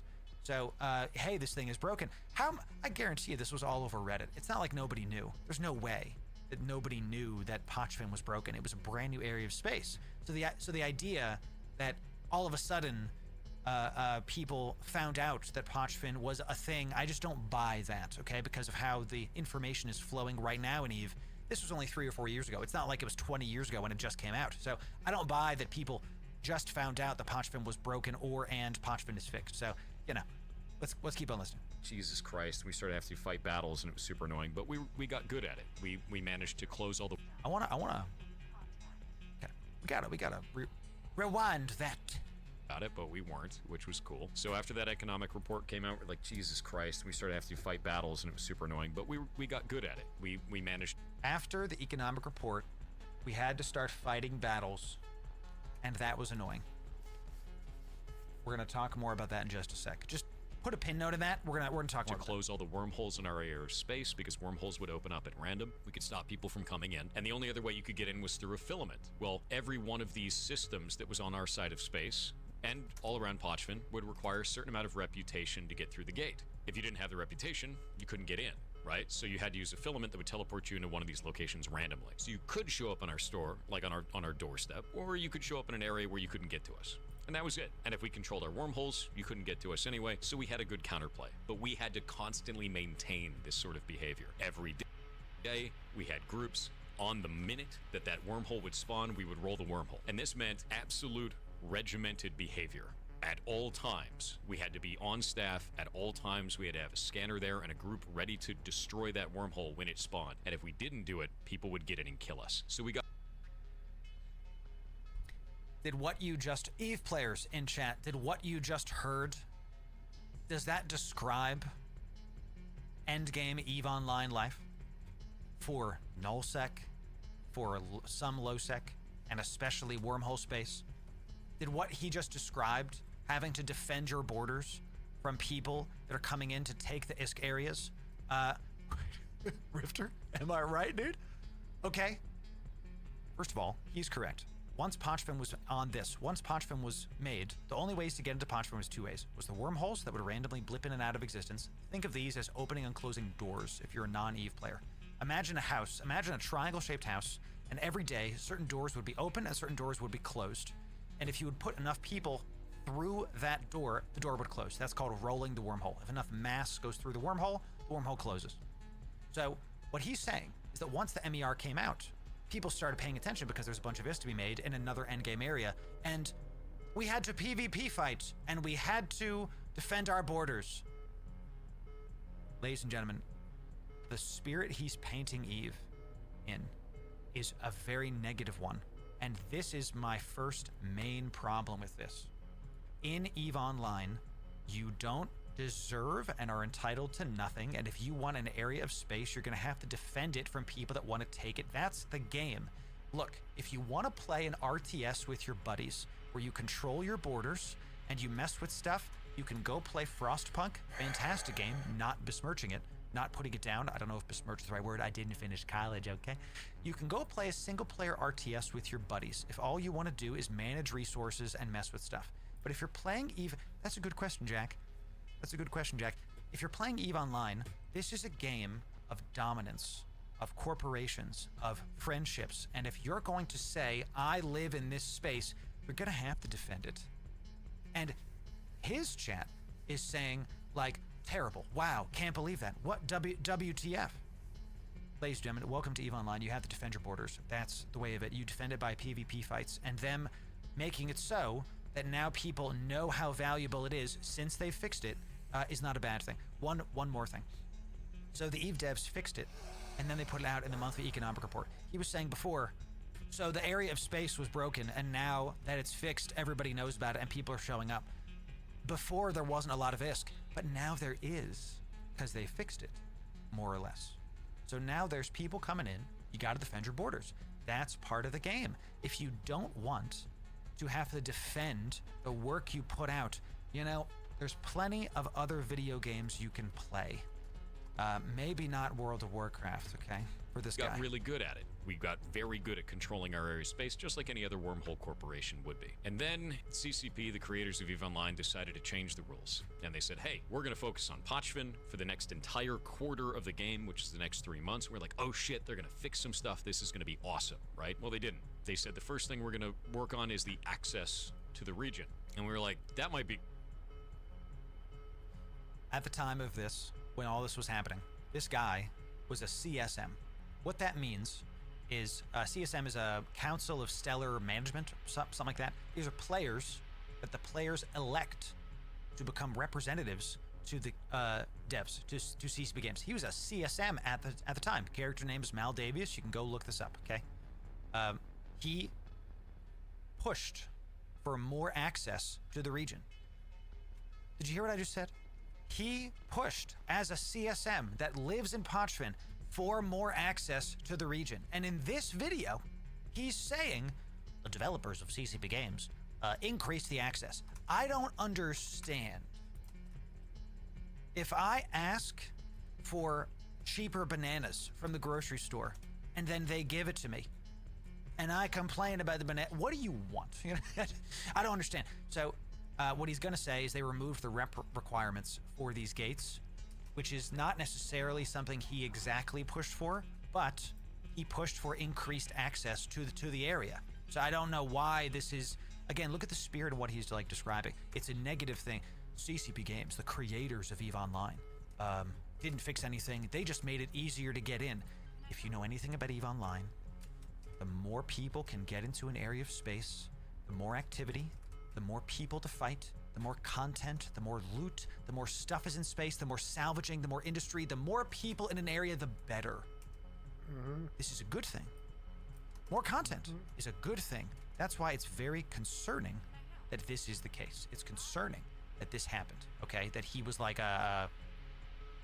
doing this and going forward and backwards. So, let's keep Cool. watching. Yeah, they just removed the reputation requirement on our gates. That was it. All right, let me rewind so we can tell the full sentence. Okay. Cool. Yeah, they just removed the reputation requirement on our gates. That was it. Suddenly, anyone in the game, anywhere in space, at any time, could teleport to our home. EVE Online is a game about distance. If you are far away from your opponent, they have inherent defensive capability because it's hard to get to them.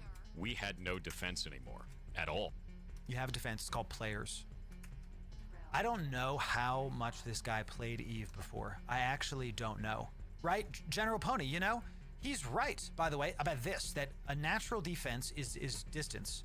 But all of a sudden, people can get right our gates. Hear that, Jack? You see what's coming out, right? And he it's our area. You don't own anything, dude. You have to defend it, but you don't own it. You know what I'm saying? This is the problem, right? Lapsed in Sino. Now you can't Sino in Parchment. Okay, it's not a thing. Sinoing is another thing in low sec and null sec, where players that have big ships can blip without the need of a Stargate from system to system within a limited radius. Can't happen in Parchment. So, point is, CCP game devs removed the rep access on the gates, which, by the way, is something he pushed for.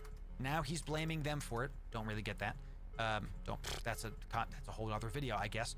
Then, when this happens, he's saying, boo-hoo, people came into the system and we had to defend it. Ladies and gentlemen, if you're a new player watching this, I highly recommend, if you're a new player, you mess around in HiSec, which is like the Care Bear area of space, and then you go into either nullsec, wormhole space, or Parchment. I recommend you go to an end game area because you will learn so much about the game. Being in those areas of space, you will absolutely improve as a player. You'll improve because you'll be forced to do some PvP. It doesn't end. That's a good thing. Even if you're an indie player, you're going to be forced on how to avoid a gank. Just because you're not initiating a fight doesn't mean you're not PvPing, right? If all you want to do is just sit in an area in a space game and control your area and not have to fight for it, go play No Man's Sky. And I'm saying that again, not as a put down. No Man's Sky, one of the best games in a decade. Actually, not a hyperbole. Go play No Man's Sky with your buddies. You don't have to besmirch a game and say that game mechanics are bad and because this is how it sounds. We had to defend our borders from other players that were they were trying to kill us. This is how it sounds, okay? It's not good because here's why it's not good. This video has 1 million views, okay? 1 million views. This is a lot of people's only view of what EVE Online is, and he's describing it as an administrative nightmare, as a unfun experience.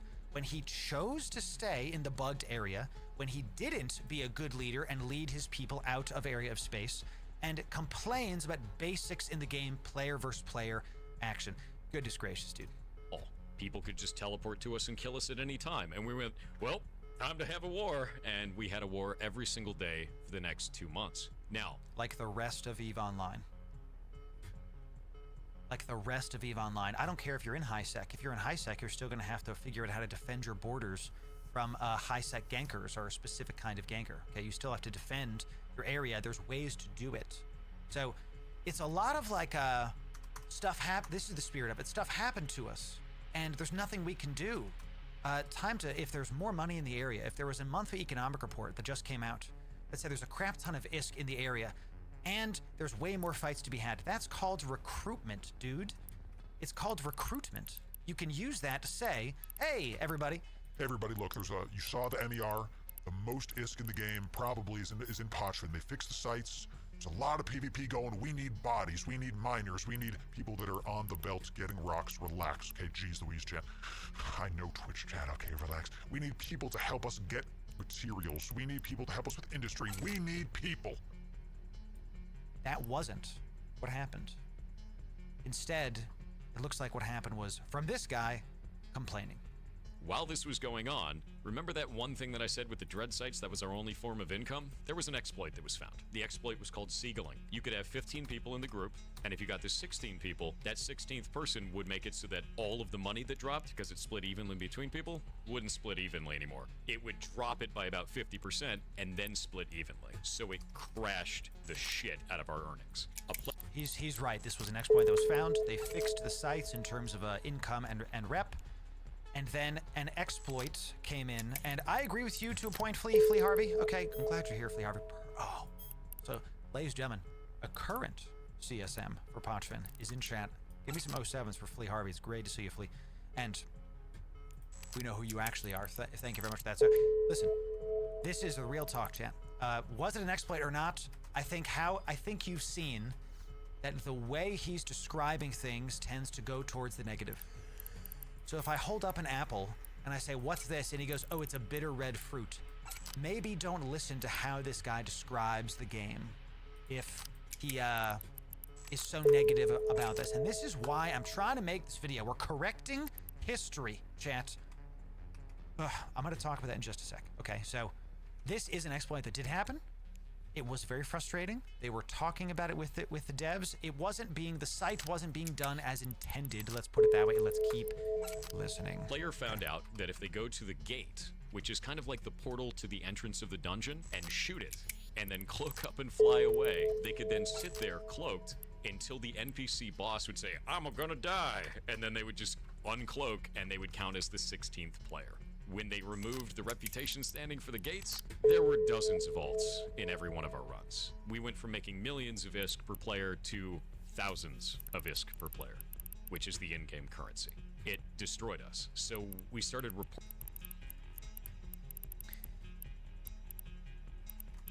Do you see the lack of, I do. Accountability? The sites are broken. CCP Games fixes it. Okay. The sites are fixed. Now there's ways that players have found to play around it. So instead of them saying, now we have to gank the other alts, we have to come up with a system to get rid of the 16th player, right? There's so many ways to trap people in EVE. You can use warp bubbles. You can have, you can have one of your alts sitting there ready to go to kill off that other guy. Keep de-incentivizing the people from doing this thing. And who cares if you make less ISK if you keep on de-incentivizing them? If I sat down for like a day and had this problem, we could come up with some solution and get out and test. But do you see, and I'm going to read something in chat because you're totally correct. Jack says he's portraying everything that happened was an intentional and malicious attack on him. That's what I'm talking about. So, has it not been fixed? I don't know, Brian. I have to go check it. But point is, my alliance lives in Pochven now. We do OBS all the time. We have no problem. Yeah, I have no problem with Pochven. I was very unhappy when he dissed Pochven. I was extremely unhappy when he dissed Pochven.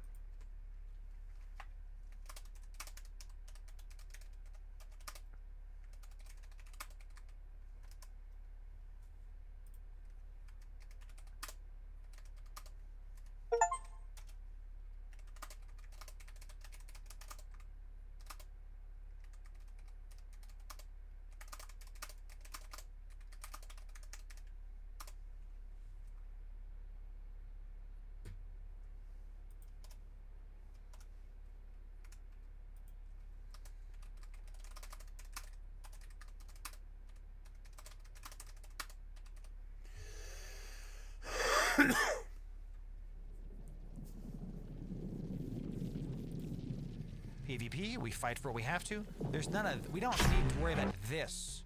Okay? Right, bubble the gates. There's so many. It has been fixed. It was fixed years ago. There it is. So, and Flea Harvey is a current CSM in Pochven. So I'll be right back and piss and grab a beer.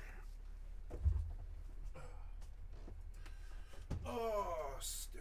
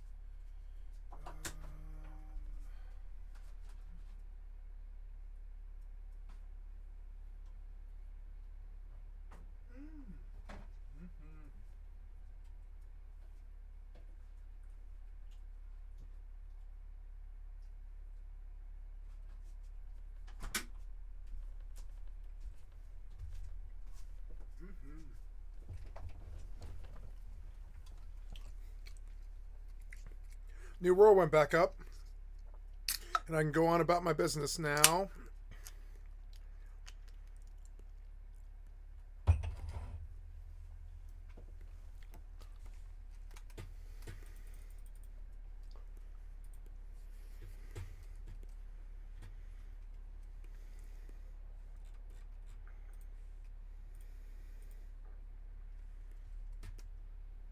I hit 65 and I logged.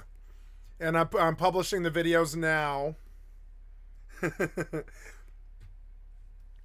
Yep, New World PvP server launch day 1 to 65 in one session. Yep, and that was amazing. Yep, and I was like, yep, I'm proud of that. I got to 65 in one session. It was 18 hours, but I mean, I did it in 18 hours. I got 65. 65 in 18 hours, baby.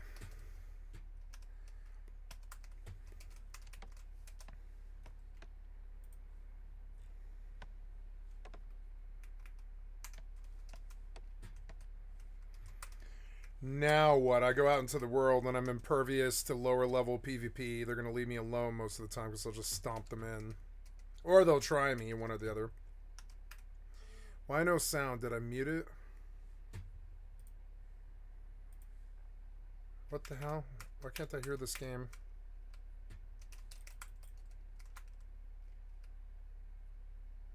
Some kind of glitch?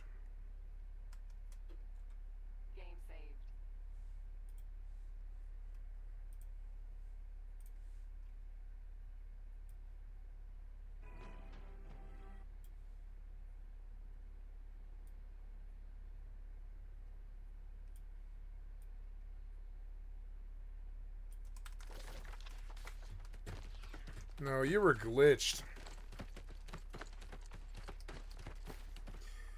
Oh yeah, so I have 28 pounds, 448, and now we just have to like get to work on this game. I'm gonna dump stuff.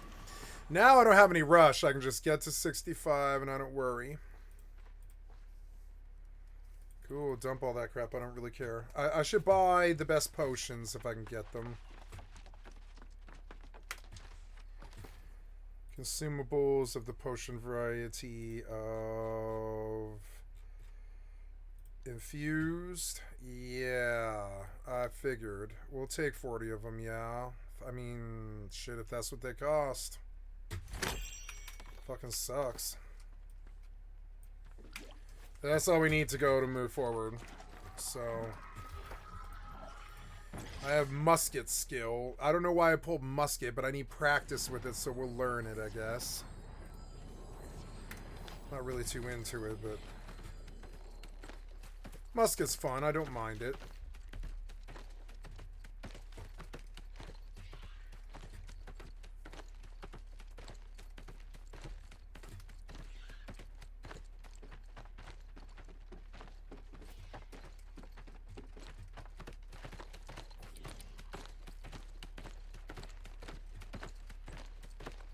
Oh, will.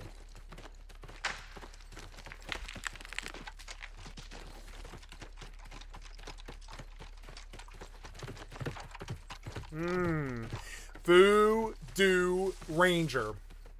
Oh, don't aggro me.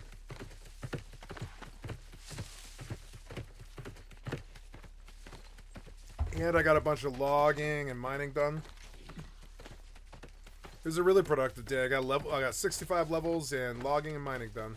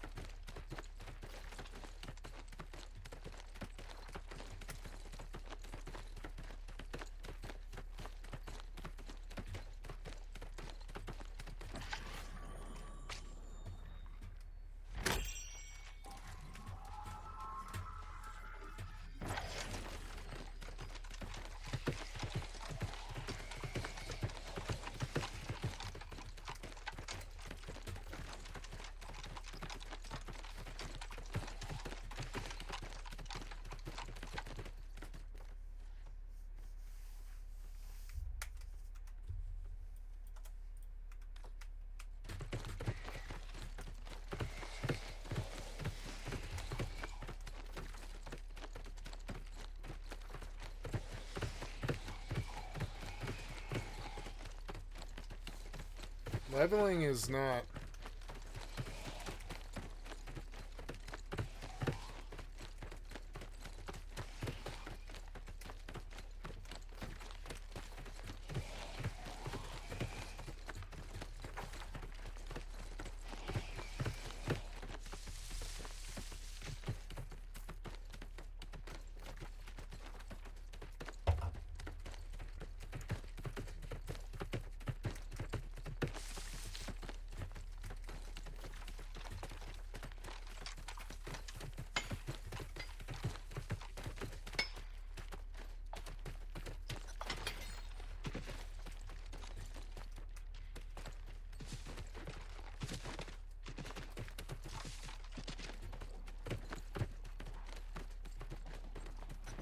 You trespass on sacred ground, human. The Blah, blah, blah, blah, blah, blah.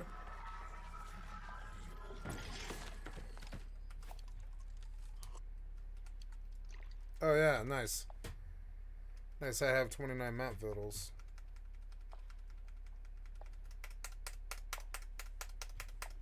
You didn't do the mount vittles again. Wait, what the hell? Oh.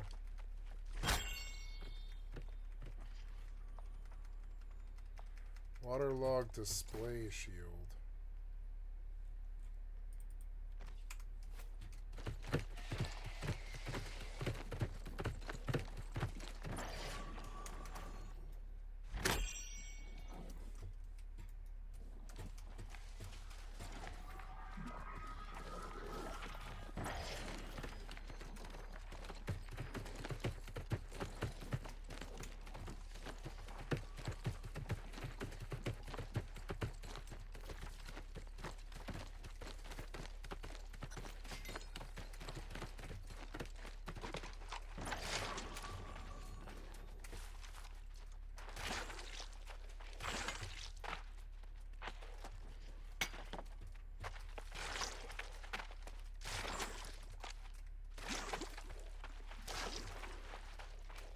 Get your hustle. Oh, yeah, you fucking me. I could waste them, but I'm not an asshole.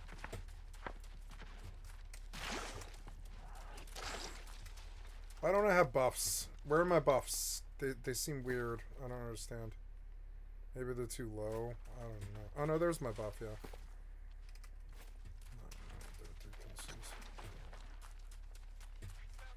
I think I want to drop the light a little bit in this room. Wait, where's my pen at? Oh, no. I took it off the thing, and I bet it's gone. It's gone. These pens, they keep immediately disappearing the second I... Oh, no, they're there. I need to chain you to something. These pens, I lose them too easy. I should just tape it to this pen. Wait, what's this now? Are you like shooting me? Oop.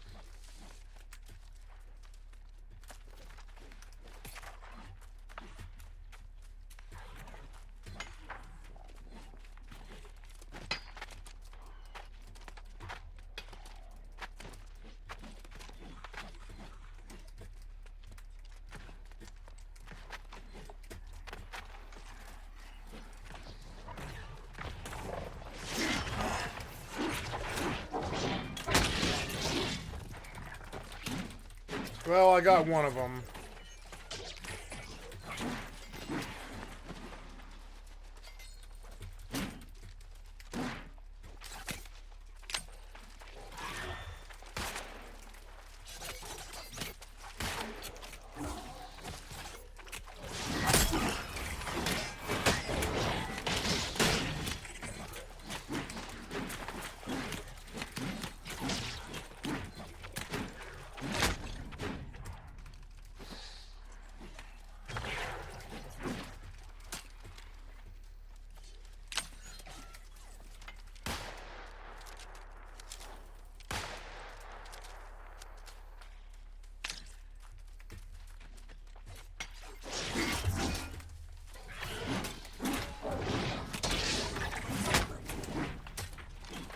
I killed the other.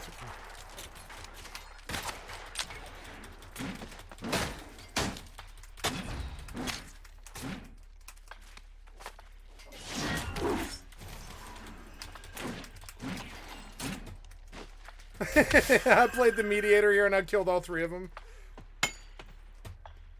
I saved him.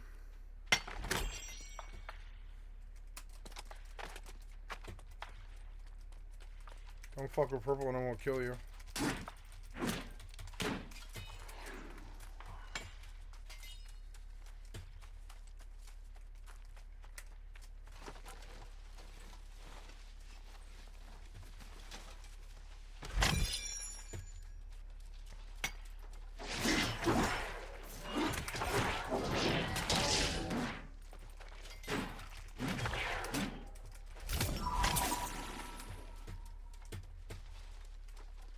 Serial logging axe. Nice. Free logging axe. What else do I have to do here?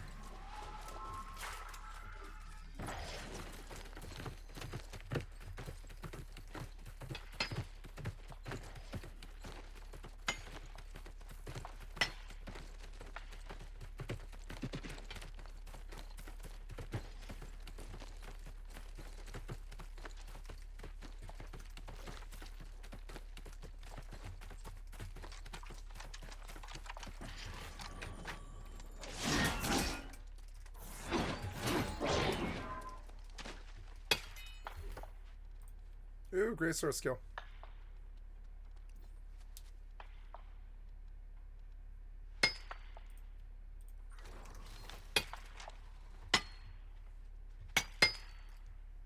Oh, I have to kill tendrils, okay.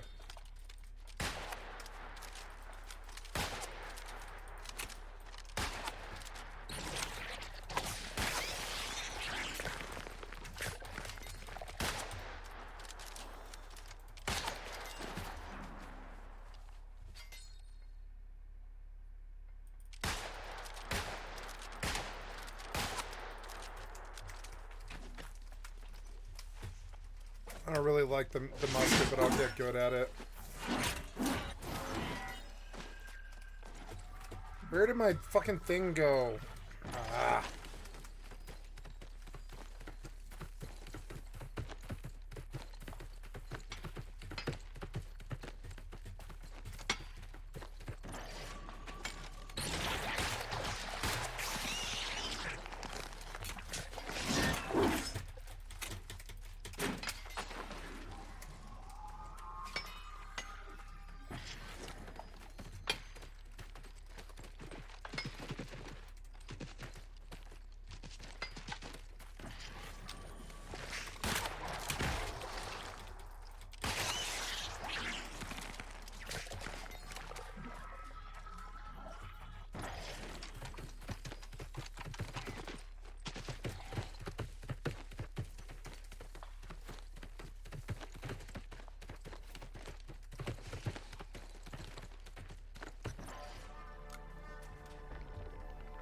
Earth's secret.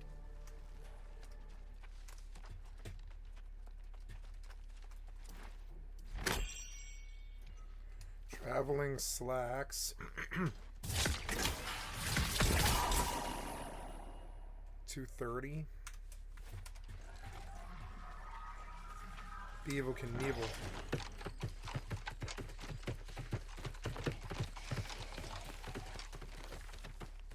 Oh, I don't have this? Oh, I don't have this.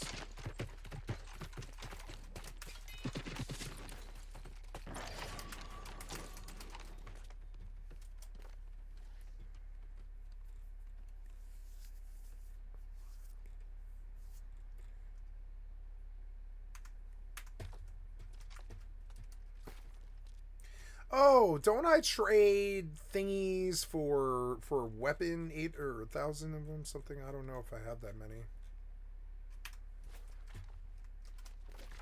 But anyways, we're going out east. There's a ghost bandit. Make sure they don't harass anybody.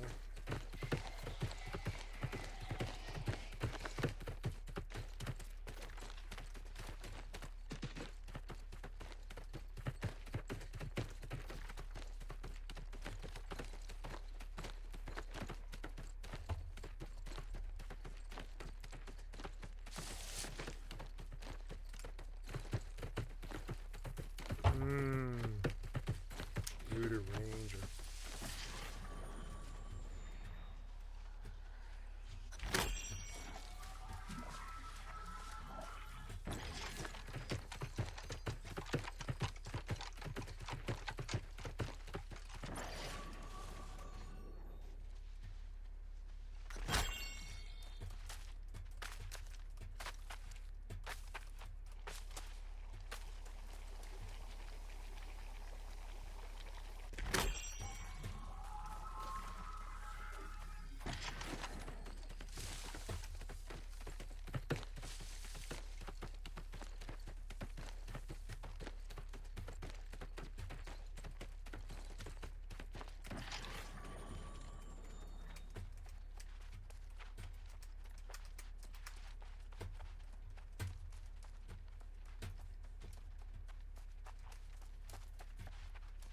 Oh, maybe I'm not ready yet in the MSQ. Maybe I have to finish the MSQ first.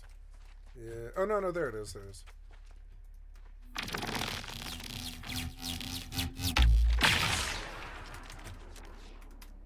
Why that loud?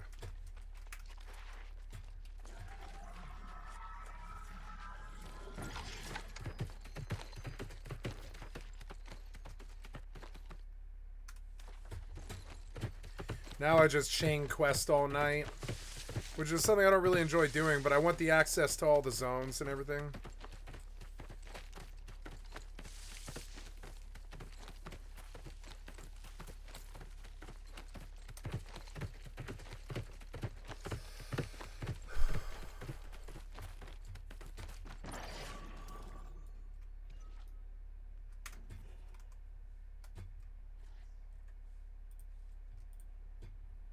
Listen to him. So, chat, I wish no ill will on this guy. I really don't. I just want to correct a malicious lie that has been perpetrated that Eve is bad. That's the first lie. Because again, this video is many people's introduction to Eve Online, and it's just not true. Something that did happen, but has been misinterpreted in the public eyes in a negative light. Reporting this to Eve, like the CCP. We had over 300 reports in. We did this for months, and CCP never responded to it. So, with all of this going on, with the game... Ladies and gentlemen, listen. Remember I said you're entitled to nothing. You are not a game developer. This dude, not a game developer. So if you report something, you are not entitled to a response back. Would it be nice to, like, hey, scene? Sure. But you don't need to get anything back. You're not, and I'm saying you as, like, collective you, like, including myself. You are not part of the internal team. You don't get to dictate timings of things. So saying we had hundreds of reports and we all reported for months and they didn't say anything to us. Yeah, you're not entitled to, like, them talking to you, dude. You're just a player. Now, I'll play devil's advocate. This is all very frustrating stuff. What should he have done? He probably should have gone to play another game. You know, probably should have gone to gone to other things, gone on to other areas of space. Instead of, you report the bug, you move on. The goal of a video game is enjoyment. And if you are in an area of space that is broken, that the sites are being exploited by other game mechanics, whatever, time to go into another area of space. Saying I reported it and my alliance reported it, we had hundreds of reports over months, and they never said anything. First of all, I just don't believe that, because after working with I don't believe that online either. devs myself, it might take like a month, maybe, to work with their GM team, but they'll get back to you. I just got done working with one, and it took them a little bit of time, I'm not going to lie to you, but they got back to me when they were ready to get the ticket. We as players, there's a push and pull here, okay? Let's talk about this in a healthy way. We as players enjoy the service that the developers have made. We enjoy it, and we choose to put our time and effort and our attention into, I'm talking real macro stuff here, chat, into games that we enjoy as a community. If the devs are doing things that we don't like, we don't have to play the game. The power's with us. The money is with us, okay? So if the devs are doing something you don't like, report it and keep moving. When it becomes a problem is when you're so invested in a game, in a system, that you feel entitled to the attention and the needs of the developers. I don't care if you're the richest person in EVE Online that has been playing since day one, if you have 5 trillion ISK, or you have a Python with a bunch of kill marks, right, Drake? You know what I'm saying? It doesn't matter. You're still not entitled to developer time. You see this all the time on Twitter, where like there'll be a change to like the game, and people will tag the devs on Twitter and like send them mean things, and like anybody sending threats to somebody over a video game is a small person. They literally need help. They actually need to go out and touch some grass. We all agree. Any normal person agrees. Getting that worked up about a video game is just bad. You need to go. Chat, I'm in therapy now. Okay, therapy's great, really awesome. It helps to talk to a neutral third party and work through some of the stuff you're going through, because the people that are sending these violent things to the developers, it's just evil. There's no other way to put it. It's just wrong. That's the same kind of entitlement we're seeing displayed here. I've ended my but therapy. A way worse thing. So, but that kind of stuff starts here, where it's my Stargate, my area of space. We submitted tickets for months, and they didn't talk to me. You're not entitled to anybody's attention, dude. Okay. Game mechanics being changed to be against us. With them not fixing any of the exploits, I called it. And I said, enough is enough, guys. We've been fighting every day for months. This is bullshit. The devs aren't listening to us. It's time to burn it down. And we did. We burned our own home to the ground. We actually linked up with all the other Triglavian alliances in the game that were smaller than us, and we destroyed everything. Ladies and gentlemen, we have arrived at the lie. We've arrived at the lie that we must correct. The rest of this is tone and spirit of what he's saying. We've arrived at the lie. Exploits. I called it, and I said, I called it. I called it. Wait, let me say it like it. I called it. No, he didn't. No, he didn't. Ladies and gentlemen, here's the lie. I have first-hand knowledge. Pirate Software was not the person that called it. Just to be clear, he did. His alliance was one of the big 3 Parchment alliances at the time, and his alliance did burn down the structures in the area as protest with the other alliances. That did happen. This is a very cool story. That this did happen in protest of the devs and of the problems in Parchment. The players destroyed their own structures so that they didn't have to deal with constantly repairing them and repping them and reffing them, as these are EVE terms, okay, and protecting them, because the area of space was broken. So the whole triangle, all the big alliances decided, hey, we're gonna burn these down. The lie is that Pirate Software decided to do it. That I called it. with all of this going on, with the game mechanics being changed to be against us, with them not fixing any of the exploits, I called it, and I... No, he didn't. You might say, Loru, sounds like they all kind of decided. I have first-hand knowledge that other people ideated this, other people decided it, and were already burning down their structures. And when Pirate Software's Corp saw that this was going on, he started talking to him, and then he decided to do it with his Alliance and Corp. He decided nothing. This is important because this game is about the stories. This game is about the players. And by saying in a video with 1 million+ views to these people that will never play EVE Online, he's effectively taking away the onus and the authority of all the other players that were actually in the area doing what they were doing, okay? Why it's important who decided it, Brian, is because it wasn't him. It's a revisionist version of history that makes himself look more important, that makes himself look tall, when he wasn't even the guy who thought of the idea. This is the first lie, okay? This is the first problem with this, that if you're going to be standing on the shoulders of giants, make yourself look tall, then man, you better tell the truth. The reality is this. This guy used the stories of others in this instance to make himself look bigger, okay? We're not saying we're not gonna hold the devs to their mistakes. We're not saying we're not going to do something and that you shouldn't burn down the area. I think this is a pretty cool story, and because of the, call it lack of attention of the developers, I think we can say that for fair. That was happening. The entire area decided to burn down their own structures, okay? Saying it was me, I decided, that's the problem. This is the lie. There was plenty of other players in Pochvin, plenty of other players that were having the same struggles. He didn't come up with this. He didn't start it, but he's taking credit for it. Why? What does the prophet Cat Williams say? I don't know why liars lie, but they lie. Ladies and gentlemen, the truth is important, and the truth will set you free. Stuff. With them not fixing any of the exploits, I called it. And I said, enough is enough, guys. We've been fighting every day for months. This is bullshit. The devs aren't listening to us. It's time to burn it down. And we did. We burned our own home to the ground. We actually linked up with all the other Triglavian alliances in the game that were smaller than us, and we destroyed everything that we owned in the entire region. And no one could ever have it again, because it wasn't replaceable. We burned it to the ground. It's a pretty cool story, right? Like, think about it like this. What other video game have you ever heard where the players have this kind of onus, have this kind of authority, have this kind of story, right? I can't really think of that many. Like, maybe Ashes of Creation, but that's still, what is it, alpha, beta? Anyway, I don't really follow the game. How he's describing this is that he's some mastermind that like came up with this big bad plan. No. There was so many everybody else followed corps. suit. That's how this feels and sounds. And that's not what happened. He was the guy that followed. As a protest. And it worked. It worked really well. Everyone took notice, we left that area of space, and we went back out into high-sec space. And then new players moved into... I'm sorry. He's like telling the story of Pochman High-sec. according More to your speed Pirate to Software. Don't gotta defend those border, do you? Let's go. Look, if you guys wanted to do that, why did you just go there, right? Just go to high-sec. Why we gotta do this rigmarole, you know? Sheesh, dude. Pochvin, and they had to live out at NPC stations. You know what they did? They reported the same goddamn vulnerability that we did. The same exploit.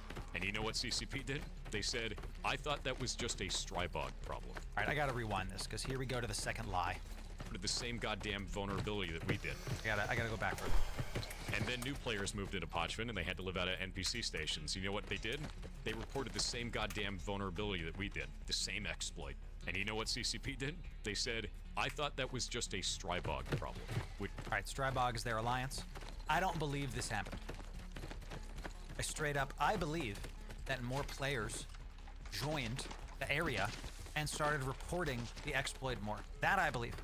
I don't believe the devs said, I thought this problem was only specific to this alliance. Here's why. He's one of 3 alliances, big alliances. There's other ones, but there's the 3 biggest ones in the area. You're telling me that only your alliance was reporting that bug? No. Publicly available information says that's literally incorrect. There have been podcasts, and Talking in Stations is an EVE Online podcast, where they had the 3 heads, where all of them are frustrated, all of them are talking about it. They have the 3 in do I have this video? Do I have it here for you? In this video, I'll link it in chat for you, okay? There's the 3 Pochvin Alliance heads at the time, and this is from 3 years ago. You're going to see that all 3 of them are frustrated. Opus 072, what's up, buddy? All 3 of them are frustrated. All 3 of them have been reporting this, and Opus actually very correctly gets very upset about the seagulling and about what's going on because it was very frustrating. So again, the line is, my alliance has been reporting stuff. My alliance has been ignored. Nobody, and the devs aren't listening to us. And then once a bunch of new players join the triangle, then they fix it. Ladies and gentlemen, if they put out a monthly economic report saying that the area is lucrative, this is going to pull in a crap ton of more people to the area. Okay? those people are going to give a report about an exploit. If there's a problem that keeps subsisting, the amount of reports are going to increase. So if there's 300 reports versus over here, there's a bug with 5,000, the devs are going to work on the 5,000 bug report, not the 300 bug report. As more players come to Ponchman, more reports get hit. This means the devs are going to prioritize that more. Ladies and gentlemen, I don't believe that the dev said, I thought it was a Strybog problem, because all 3 alliances have been reporting this. All the other alliances have been reporting this was a thing. I don't believe that that happened. The line of, we've been reporting this, and they did nothing about it, and then once new players came in, then they fixed it, oh, woe is me, while he's lashing himself. I don't believe that that's what happened either, as far as the spirit of it. Did literally more people come to the triangle, more reports happen, and then they fixed it happen? Yes. But making it about himself, making it this victim thing, that's not what happened. My goodness, it's not just about you. Which was our guild, and then they fixed it. I left the game. I'm never gonna play it. By the way, I'm never gonna play the game Strybog. again. Let's talk about Strybog for just a second, okay? So with all the drama going on around Pirate Software, This yeah, thing we're going to has Reddit. You know I don't like Reddit, but here leeching we are. on okay, it, so I'm ladies gonna and use Pirate it. Software Eve Stories. This came out 4 days ago as of this. I want to talk about Strybog for just a second. Right now, I was perusing this. The Strybog Discord has an F off Maldavius emoji. The real thing, okay, it's real in their Discord, F off Maldavius. Ladies and gentlemen, the actual alliance that he's talking Shit, about I gotta get in my ass has to CK. an emote saying F off. Jant, do you think that they remember him fondly? Do you think that he's respected in that alliance? Do you think that he's liked in that Admiral alliance? I don't Shrine. think so. And to be clear again, Oh, I don't Admiral wish Shrine. negativity on this guy because he lied. I just want the truth to come out. He's saying that the dev said, I thought it was a Strybog problem. I don't think that's true. He even brings their name into it. Well, since you're bringing their name into it, I'm going to let the truth be shown. They clearly don't want to be associated with you anymore because they have this kind of thing. We can really extrapolate a lot out from just one emoji. It's that important. Okay, let's just keep it. Problem, which was our guild, and then they fixed it. I left the game. I'm never gonna play Eve again. That kind of behavior is so above and beyond awful for the players. I can't get behind it. Like, I can fight another player. I can even fight another player's wallet, and we did many times in Eve. But I'm not gonna fight the devs. That's bullshit. That's completely bullshit. The narrative of this video that I'm trying to fight against is a couple things. This is many people's first view of EVE Online, okay? It is a subjective Pirate Software, you view have like and a 20 very or 30 bitter million view of what dollars. You actually can happened. easily I fight have somebody with nothing your but wallet positive too. interactions with the EVE devs. You don't have to fight the EVE devs. You don't have to view the world as something that is owed to you, and then if it doesn't bow before you, everything is terrible. That's how this video reads and plays, and I hope that we understand something bigger here. There were some questions in chat about why does it matter who did what, and why does it matter how the stuff was said. It matters because EVE is about the stories. EVE is about the players. EVE is about the people that make up this game and the stories that will make it great. And if someone is perpetuating a lie about their importance on things, that matters because you've taken away the onus of the players that were actually there, saying our alliance reported this bug and nobody fixed it. And then when new players came in and then they fixed it, it wasn't just them reporting the bug. There was 2 other alliances reporting the same exploit bug, whatever you want to call it. It's not just about this person. It's about everybody. It's about the collective. And that's something I think Pirate Software can learn from. You know, EVE Online is a great game. And we put out a ton of EVE guides on our YouTube channel, even if you're a new bro. It was a long new video pilot. and drawn out, but we're going back to YouTube now. All right, let's listen to the PDF now. While I get about the business of doing MMO stuff, I'm also going to turn off this Ladies and bright gentlemen, light it's time for another and get episode of another Down the Rabbit beer. Hole. Loving this series. Some No, great no, that's not what I discussion. wanted. I wanted to go do what I told you to do, which is like not this video. What the fuck did you do? You're dumb. What the fuck happened here? Go back. What the fuck? Like, what happened Ladies here, and gentlemen, man? one of the biggest. What are we talking about? Yeah. Go to that video. You're dumb. You're dumb. Now, I'll be right back. I'm sorry. You're so dumb. So dumb, diddy dumb, developer.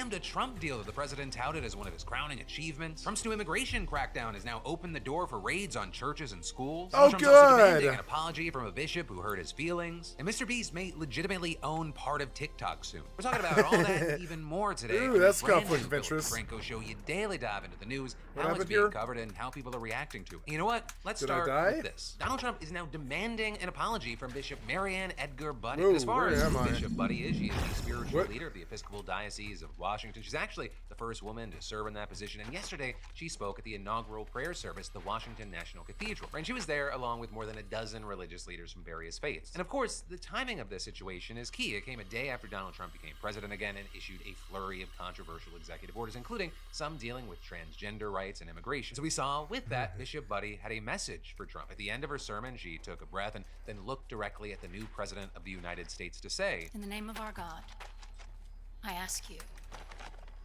to have mercy upon the people in our country who are scared now.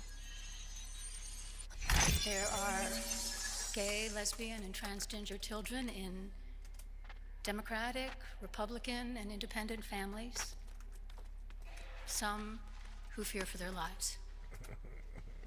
And the people who pick our crops and clean our office buildings, who labor in poultry farms and meat packing plants, who wash the dishes after we eat in restaurants and work the night shifts in hospitals, they may not be citizens or have the proper documentation. So get The out. vast majority of immigrants are not criminals. They Oh pay no, what's taxes happening to me? and No, are no. good neighbors.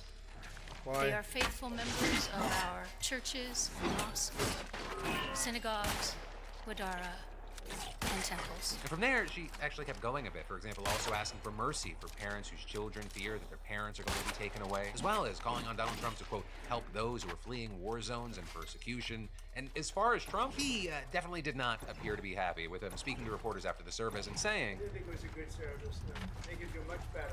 and it appears that what she said really stuck with him, because shortly after midnight, you had him doubling down on his negative review in a lengthy post on Truth Social, writing, the so-called bishop who spoke at the National Prayer Service on Tuesday morning was a radical left hardline Trump hater, with him then going on to accuse her of being nasty Like us and all. prone, saying Yeah, she wasn't like us compelling or all. smart, and claiming that she failed to mention the, quote, large number of illegal migrants that came into our country and killed people. The man also claiming that many were deposited from jails and mental institutions, and that it, quote, is a giant crime wave that is taking place in the USA. With him then finally saying that she and the church owe the public an apology. Now, with all that, I'll say two things to start. One, we quickly saw a number of people fact-checking the president, as they often do when he says things without providing evidence, saying regarding the idea that a large You number of mean lying? individuals have entered the country illegally and killed people. On one hand, it's subjective and any number could be considered large, but then adding that there's no evidence that migrants of any kind commit violent or other crimes at higher rates than citizens, and noting, in fact, some evidence suggests they commit crimes at lower rates. Also saying there's no evidence of mental institutions or prisons being emptied into the country, and as far as a giant crime wave in general, FBI data suggests that that is just not the case. But then secondly, on another thing, I will say Trump is not wrong that Bishop Buddy has a history of criticizing, with her, for example, in 2020, writing an opinion piece in the New York Times saying that she was outraged by Trump's posing with a Bible at St. John's Church after officers used tear gas against racial justice protesters nearby, with her accusing him at the time of using sacred symbols while espousing positions antithetical to the Bible. Though as far as prominent religious figures criticizing Trump, Buddy wasn't alone this weekend, where we saw Pope Francis calling Trump's mass deportation plan a disgrace. But then also with this, another big aspect is that there's been some serious backlash against Bishop Buddy, especially. Right? Fox News, for example, highlighting criticism from conservative commentators and right-wing pastors, with one claiming the sermon is, quote, just the beginning of Democrats' desperate attempts to race-bait America back into the pernicious grips of DEI, and adding, the fact that President Trump demanded that God remain as the foundation of America should have received nonpartisan praise from all of our nation's clergy. With then another striking a similar tone saying, unity can only be achieved through a commitment to biblical truth, not cultural assimilation. Her sermon was indicative of the heresy being taught by mainline denominations. And so then with that, of course, we saw a number of people saying all of this kind of highlights some of the extreme views and Christian nationalism underlying support for Donald Trump, with people saying it also feeds what some see as an ongoing attack on the principle of separation of church and state and religious freedom, with then others also arguing claiming that anyone who has a problem with Buddy's sermon isn't really preaching Christian values. So for example, one Texas-based pastor responding to comments by a Newsmax host on X writing, "When you worship power, a sermon on the love and mercy of Jesus sounds like spewing hate." And then with that, you have people highlighting what they see as hypocrisy in the response in terms of secular American values. Right, and with that, one of the wackiest and most criticized responses to Buddy's sermon came from Georgia Congressman Mike Collins, with him writing on X, "The person giving this sermon should be added to the deportation list." With then people pointing out the obvious hypocrisy and just insanity to that idea, writing things like, for example, "To be clear, you're calling for a New Jersey-born bishop to be deported because you don't like that she exercised her First Amendment right by delivering a sermon in accordance with her faith, imploring Trump to show empathy to people?" And while we're seeing all that play out here, I gotta ask, what are your thoughts on this Donald Trump Bishop Buddy situation? But then, shifting gears, we need to talk about how Donald Trump's massive immigration crackdown is now well underway. Because on top of his executive orders that we talked about yesterday, his administration is already issuing new and specific guidance aiming to follow through on his promise of mass deportation. And of course, with this, the activists, some cities, and a few states, they are fighting back now. But with all that, right, one of the biggest new policies, it's actually the nationwide expansion of an existing process known as expedited removal. Right, basically, it's a process streamlining the deportation of unauthorized immigrants by just bypassing the lengthy and massively backlogged immigration court system. And if those identified for expedited removal do not request asylum or are deemed as not having a legitimate asylum case, it's not always that simple, but in theory, they can go ahead and be sent back to where they came from. And that, notably, without ever having the chance to make their case before a judge. Now with that, like I said, this is not totally new, and in fact, it's long been criticized by immigration advocates, with people like the president of the nonprofit Immigrant Defenders Lawyer Center claiming expedited removal is a deeply flawed practice that often denies immigrants a fair opportunity to access relief, separates families unnecessarily, and makes a mockery of the right to access counsel. But also, with everything there, in the past, that process was limited to unauthorized immigrants detained within 100 miles of an international border and who had been in the country for less than 2 weeks. Thing is, now, it reportedly applies to any unauthorized immigrant anywhere in the country who cannot prove that they've been here for at least 2 years. Now, some interesting background with this is that Trump similarly tried to speed up deportations during his first term, but not until 2019, which was the third year of his presidency. With then the ensuing legal battle keeping the rule from going into effect until late 2020, when a federal appeals court allowed him to move forward with the plan while the lawsuit continued. But then, of course, not much later, the Biden administration came in and they undid the policy. But of course, this time, much different situation. Not only is Trump making these moves in the first week in office, his administration now appears to be so much more organized and prepared than last time. And so with understanding that, we gotta move on to another big immigration policy shift, which is that immigration authorities can now enter places like schools, healthcare facilities, and places of worship to conduct arrests. With this saying, the Department of Homeland Security rescinding what it described as the previous administration's guidelines that thwart law enforcement in or near so-called sensitive areas. So that sensitive areas policy first being enacted under the Obama administration back in 2011, and notably, it mostly stayed intact during Trump's first term. And then, in 2021, the Biden administration actually updated and expanded the policy, creating so-called protected areas, with the basic idea being that immigration enforcement operations should not be taken in or near a location that would restrain people's access to essential services or engagement in essential activities. Now, with the end of that policy, you have a spokesperson for the DHS saying, "The Trump administration will not tie the hands of our brave law enforcement and instead trust them to use common sense." But all of this is on the flip side. You have people like the interim executive director of the Center for Law and Social Policy saying this action could have devastating consequences for immigrant families and their children, including U.S. citizen children, deterring them from receiving medical attention, seeking out disaster relief, attending school, and... Okay, so I have some RP to talk about. So, as you can see, well, you can't see it, but Purple is currently already running ECR Day 2. And this is some action that I can get in on that'll be very interesting, but I missed this wave because I don't have the teleportal. So you're going to see me run all the way south through Everfall, all the way south through Windsward, all the way south through, whoa, what's this now?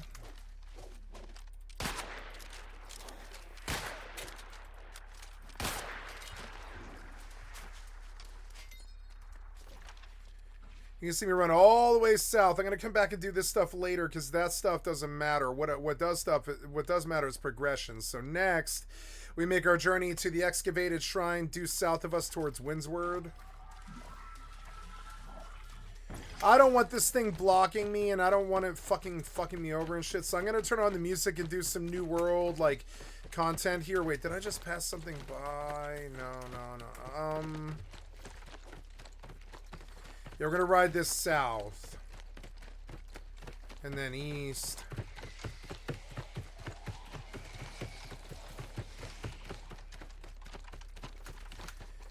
Then south again to Windsward. Or yeah, we're going to that guy. Yeah, so we'll ride the road south. I'll turn on the music and I'll do some New World RP here. You can hear a lot of soundtrack changes here as I go through.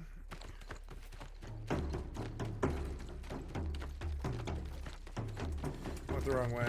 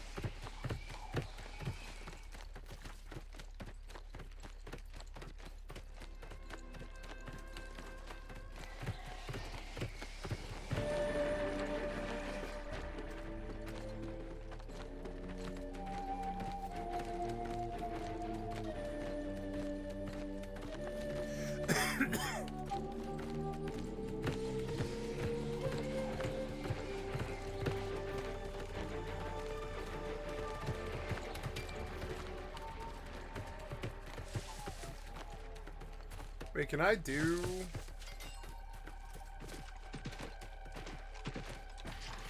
Nope, I'm not high enough.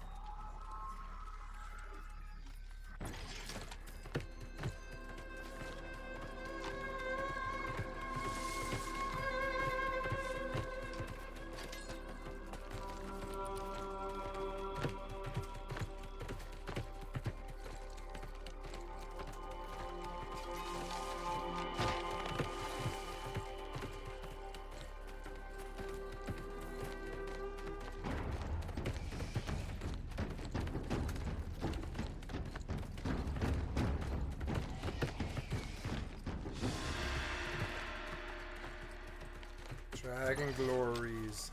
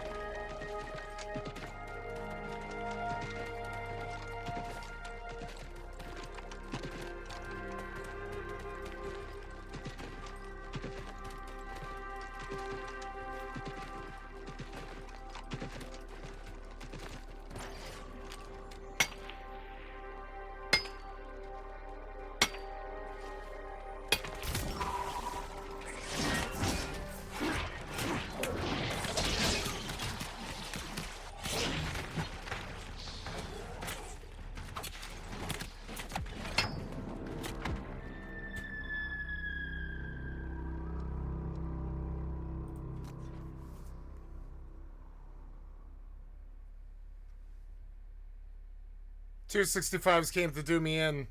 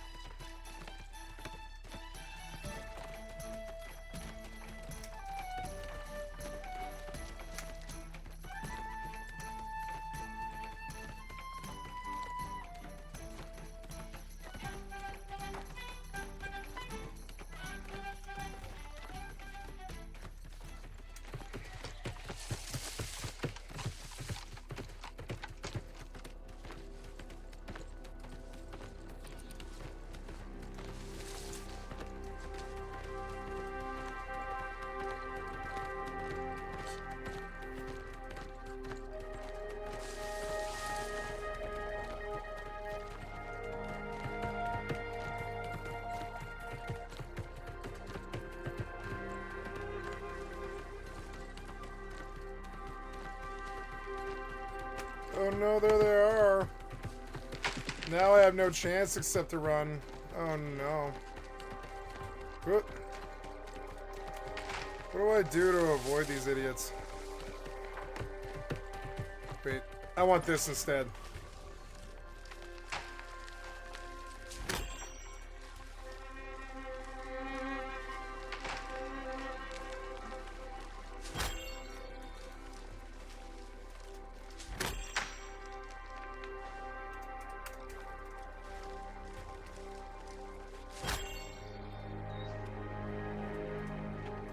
What was that?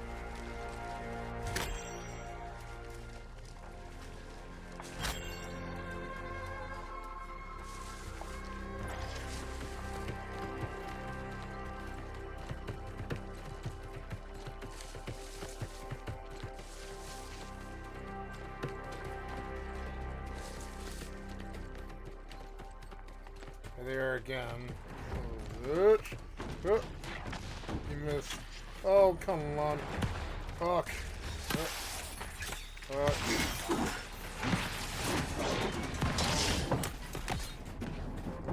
Why are there 4v1s? The fuck is this? Fucking dumb.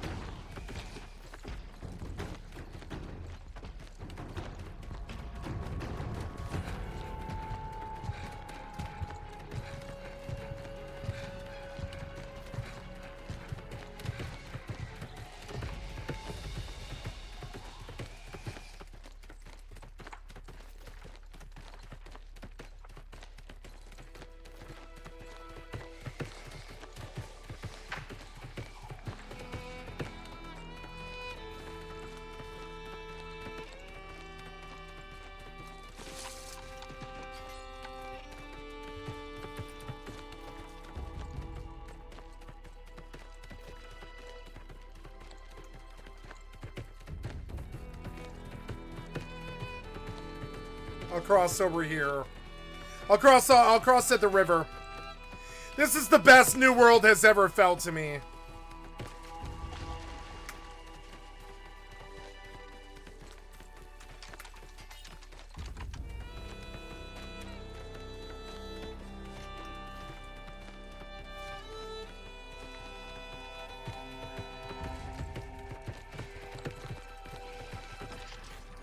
It's mine, bitch.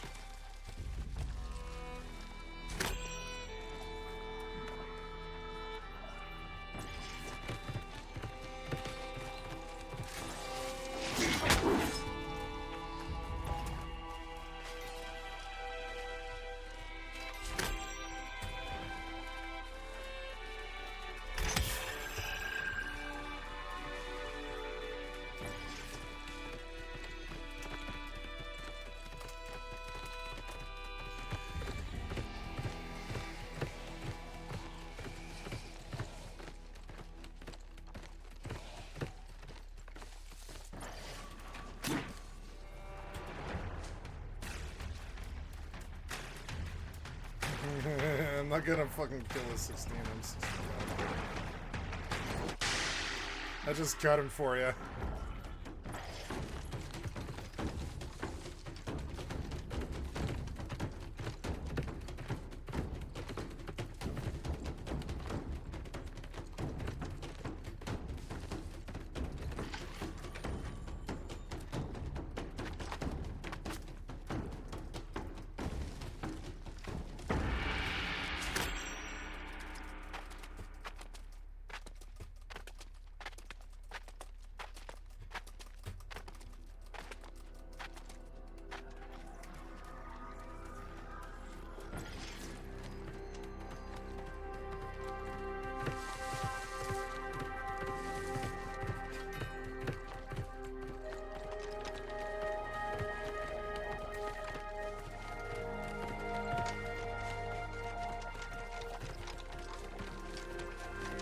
Oh no, I can't go in, huh? I have to do the MSQ.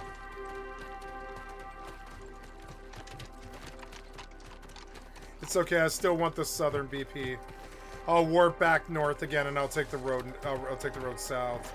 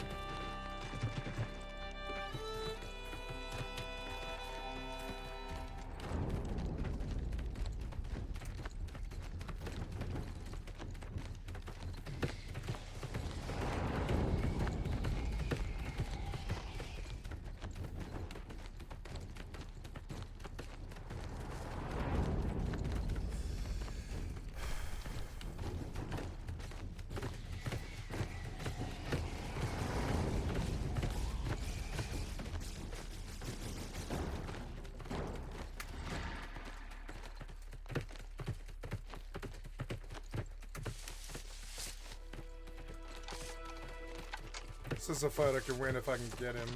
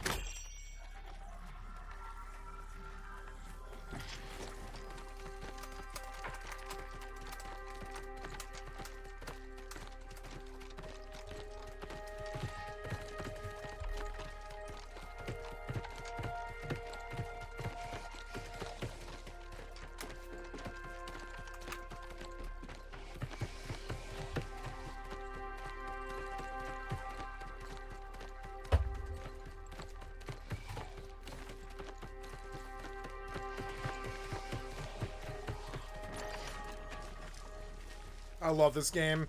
This is the best it's ever felt. Got so many good fights in the last half an hour.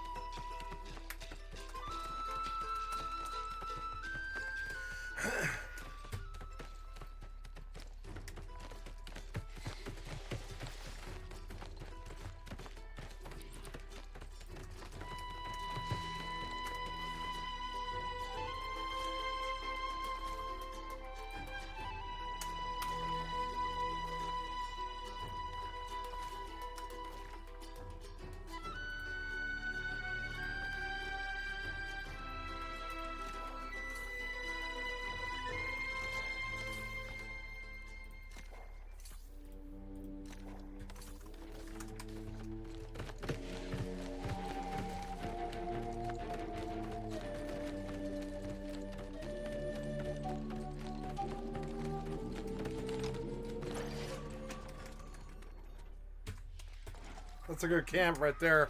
That's a real good camp. I should put one down the road, like the 3/4 of the way.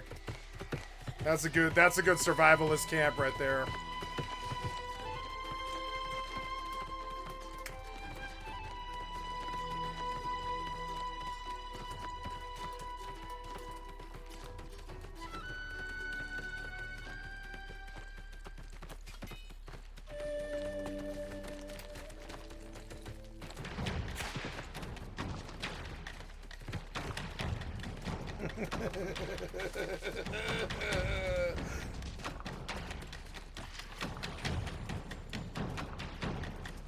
No equipped pick. Oh no, my pick broke. What am I gonna do? I don't have a pick. Oh. Why don't I have a pick? You're so dumb. Just go back then. Just go back. That's dumb. Take me home. Take me home, country roads. No, shut the fuck up. Just take me home.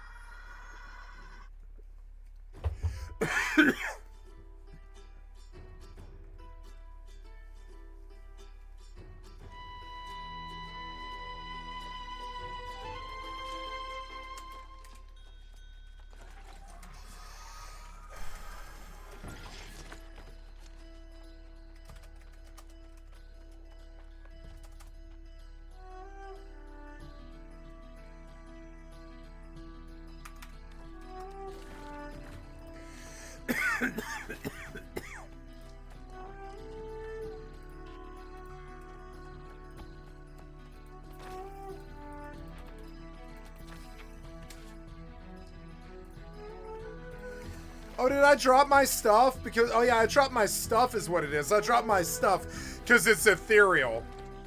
I don't want ethereal tools. They'll just break all the time. Give me a logging axe.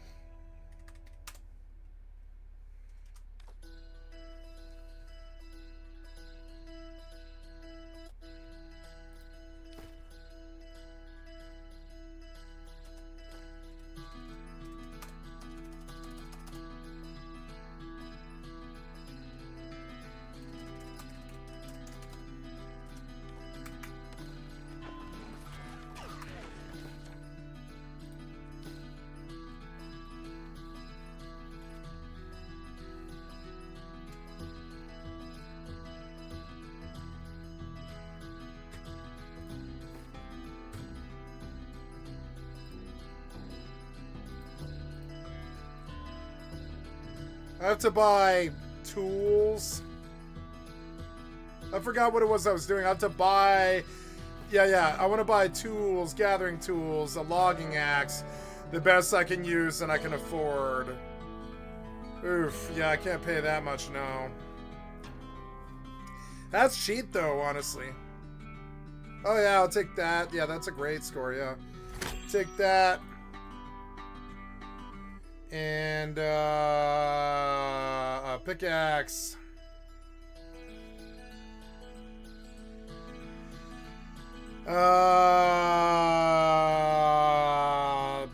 That's kind of expensive. Yeah, give me something cheaper. Yeah, like, I don't know. Yeah, what was the level on it? Yeah, 600 is great. Give me that. No, I don't want an ethereal mining pick. No, I don't want ethereal mining picks. No, no. No, I want like a mithril mining pick. You got one? No.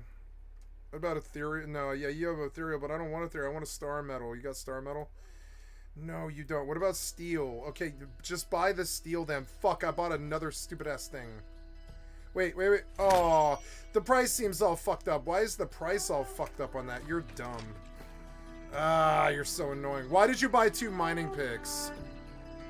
Err. It's okay. I think it'll be good that I have it later.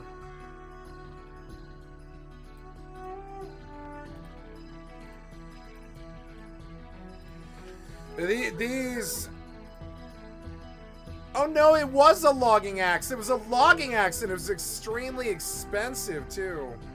Oh no, I need a real, like, axe that I won't lose. Oh, damn it.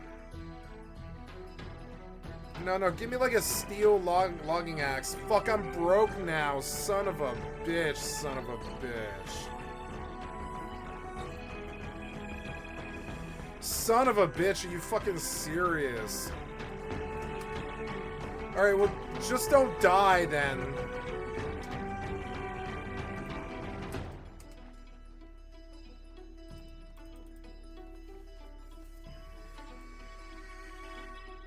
Well, that ethereal, I don't want to drop it, so I'm going to leave it here.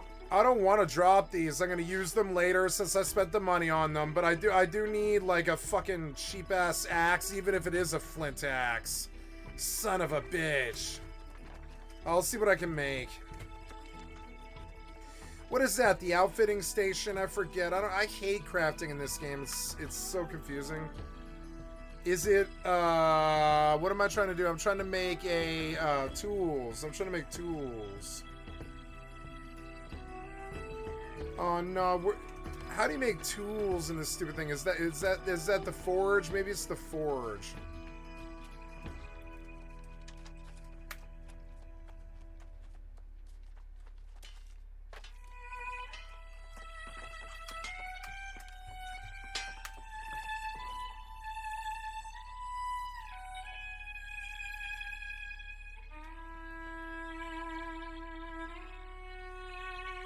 Fuck.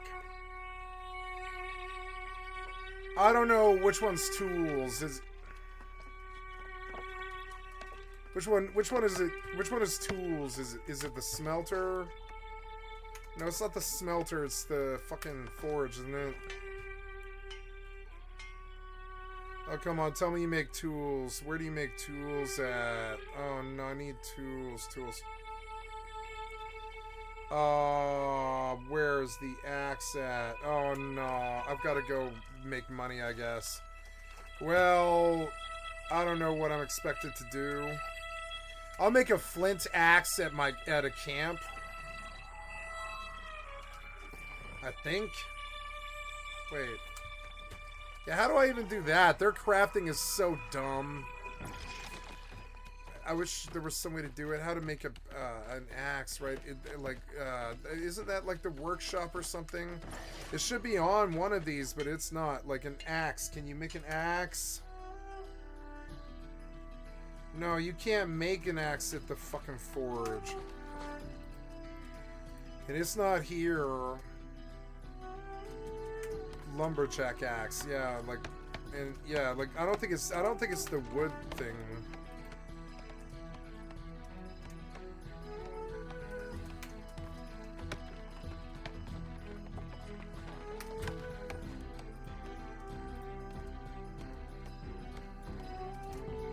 Axe.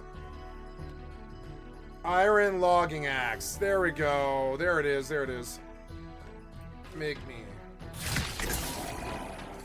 Nice. I can make a... well, I can make enough. That's good enough. Yeah, that's good enough there. I can't lose it. Money? Ooh. Package. So, yeah, I gotta go back now to Spyglass.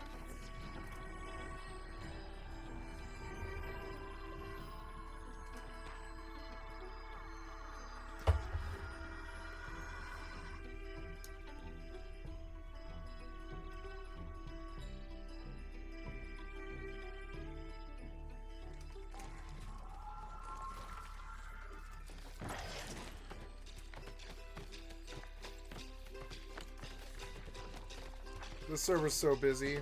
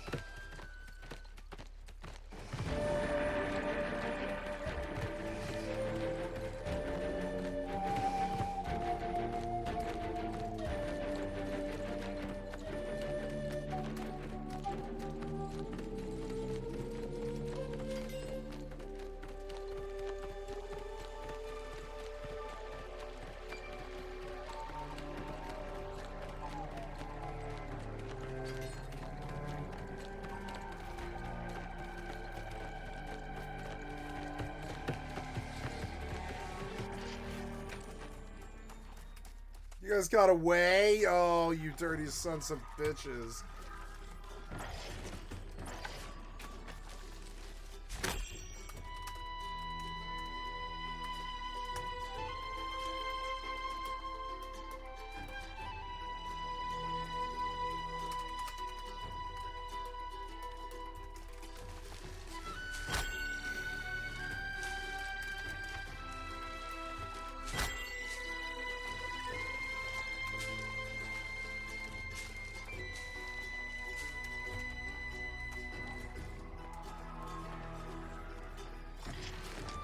Almost got him.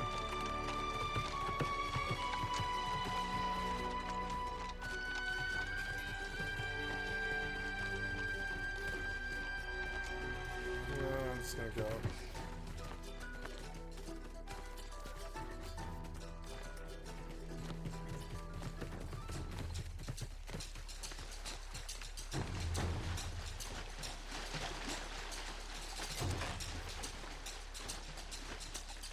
Who the fuck goes in there? You can just farm all day and then come out and nobody stops you. It's the safest place in the world. There's no teleportals around. Oh yeah, what's up, bitch? Ooh, he's a 63. Chopping bananas, huh? Little bitch.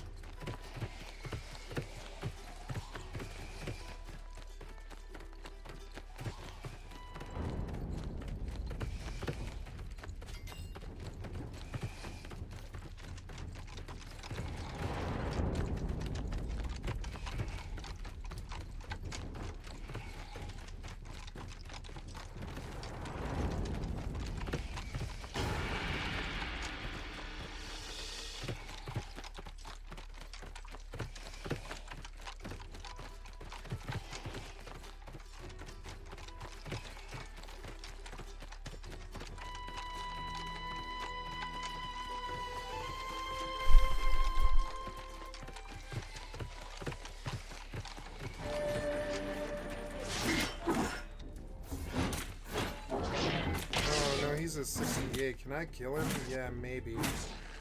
Maybe I'll get a lot of greatsword XP.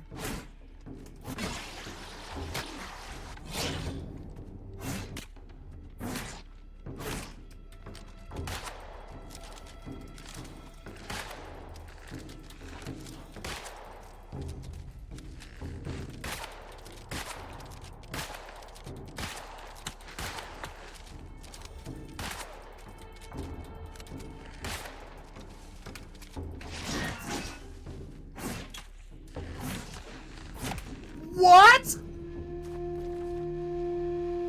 Ah.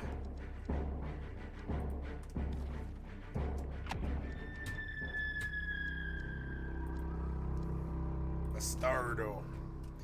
He was a hardcore pig, yeah. He was kind of fucked up, yeah.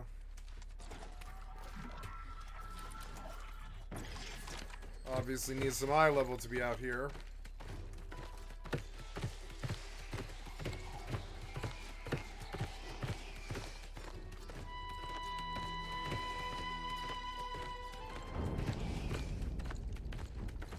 Why did the music change?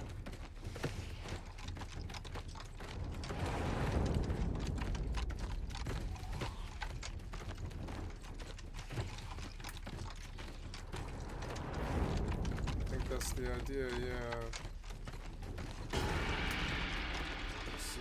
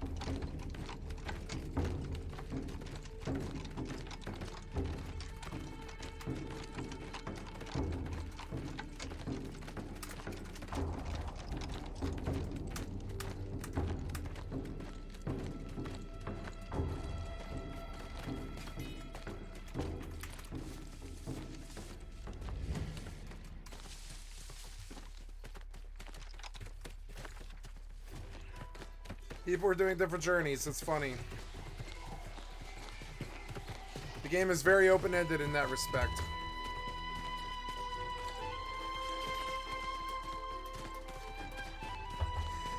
That guy was on such a completely different journey from what I've been doing.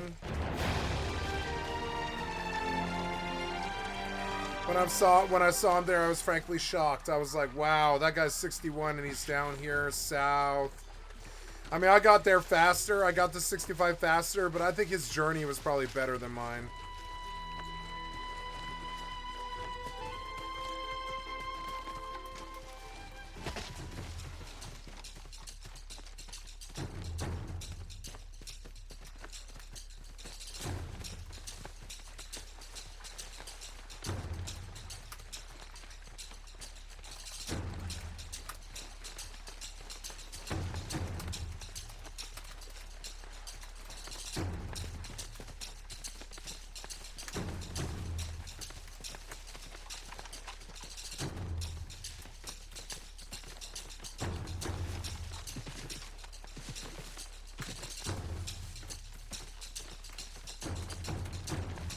Ah, crocodiles.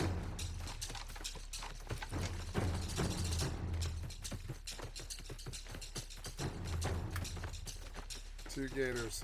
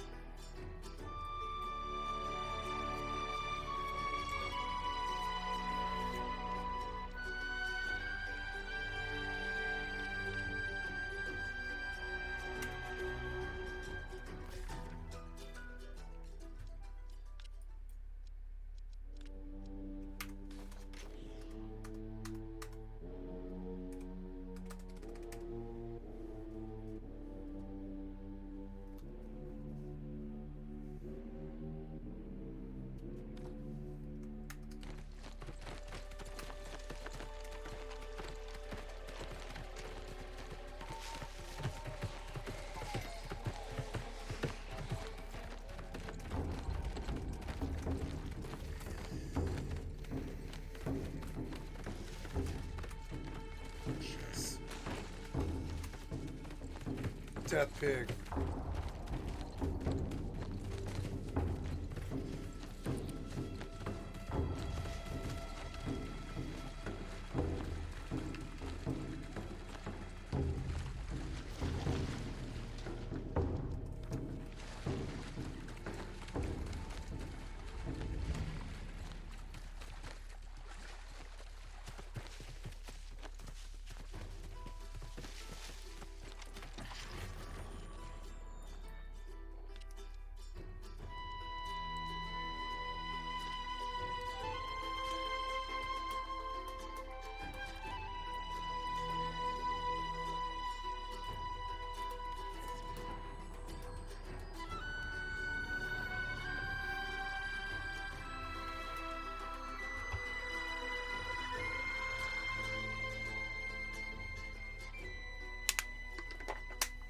Okay, I got the teleportals that I needed. Now I go back to grinding the quest line,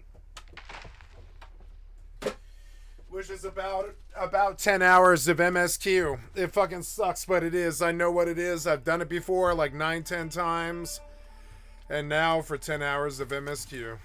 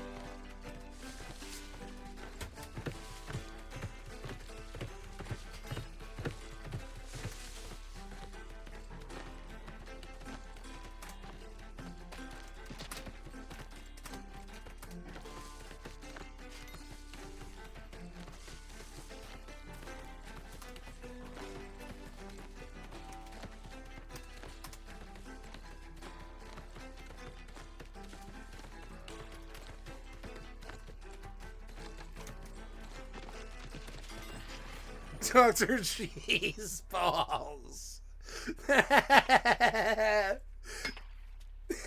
Dr. Cheese Balls is such a fucking funny name.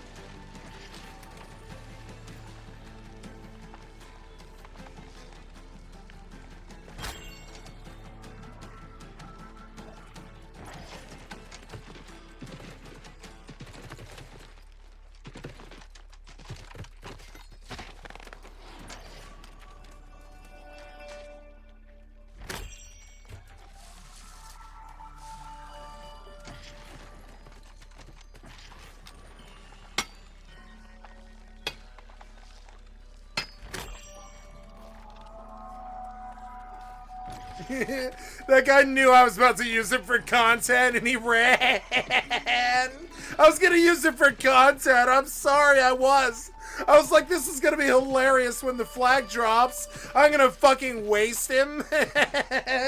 He knew it too. He was like, wait, this guy is full-blown gonna use me for content, isn't he? Yeah, I am. I'm gonna use you for content. I'm sorry. I can and I'm going to. There's nothing stopping me. I'm gonna do it. I'm gonna do it. I'm gonna shoot you in the fucking head if you don't fucking run, bitch. I gave him a nice time about it. I didn't fuck with him. I didn't hunt him or fuck with him or say anything. I just sidled up to him with a musket and put it up to his head and waited for the flag to drop. If the flag drops and he doesn't move, then he's a monkey who doesn't deserve to live. And I go, blow! And it was gonna be really good, and he caught on to it. He realized when I sidled up all crouched up and stuff with a gun, I was aiming at his head. He was like, oh no, this guy, this 65 is ready to one-shot me because it's funny. And I was like, yeah, I'm gonna one-shot you because it'll be hilarious. And he ran. He should have. It's what I would have done. I was like, why is this 65 with a musket fucking aimed at my head? You know why. You know why. Flag's about to drop, bitch. Best get to cover, or it's over for you. It's over for you. I'll put my flintlock through your motherfucking face. I'll put your flintlock through your face.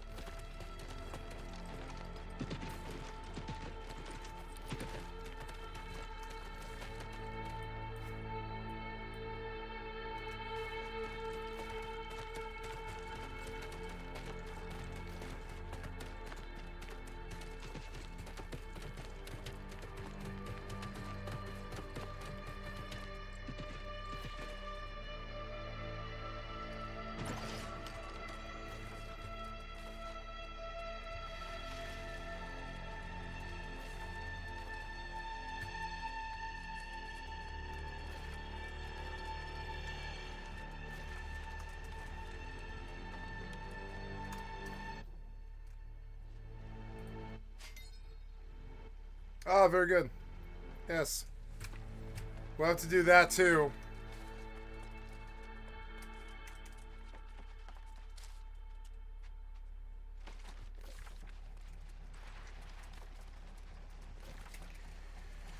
Okay, well, I went to this thing, and now they want me to do that thing, this faction story quest to qualify their scraps. Okay, I gotta do Scrivener.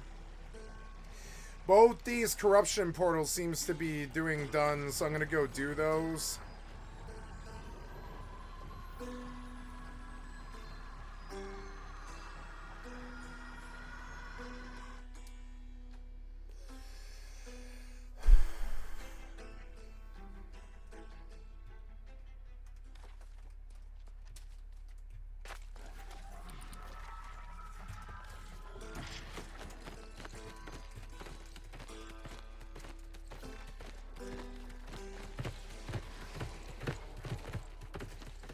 God damn it, why? How did I miss this? God damn it.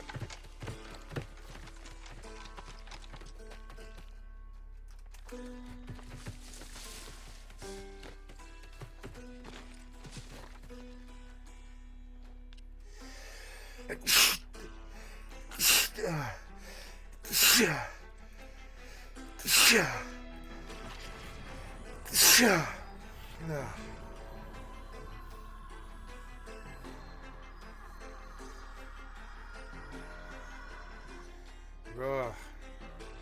Time for more beer and I have to piss. I'll be right back.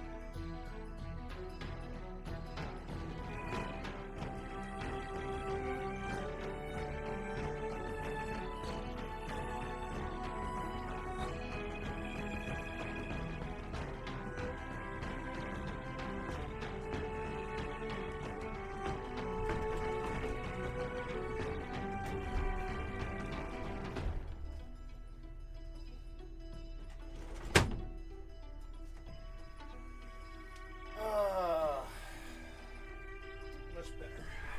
Oh, I didn't get the beer. Oops.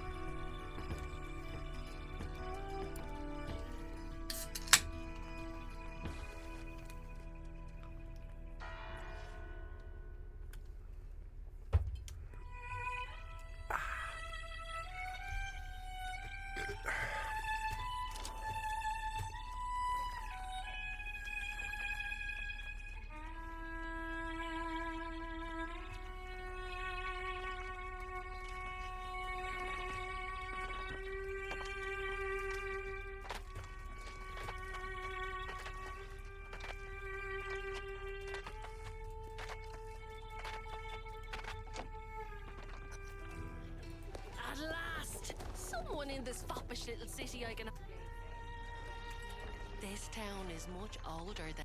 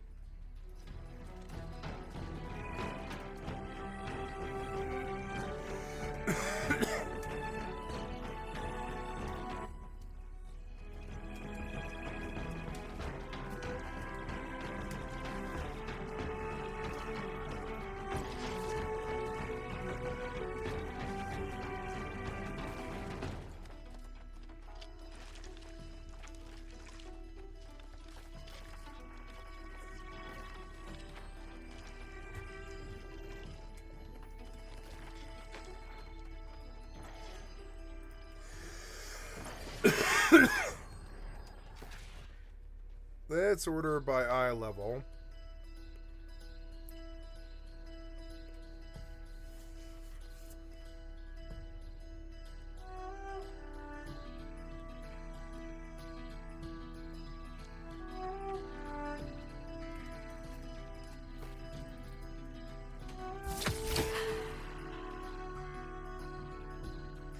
Ooh, I got a 697 helm. And a 694 chest. Nice.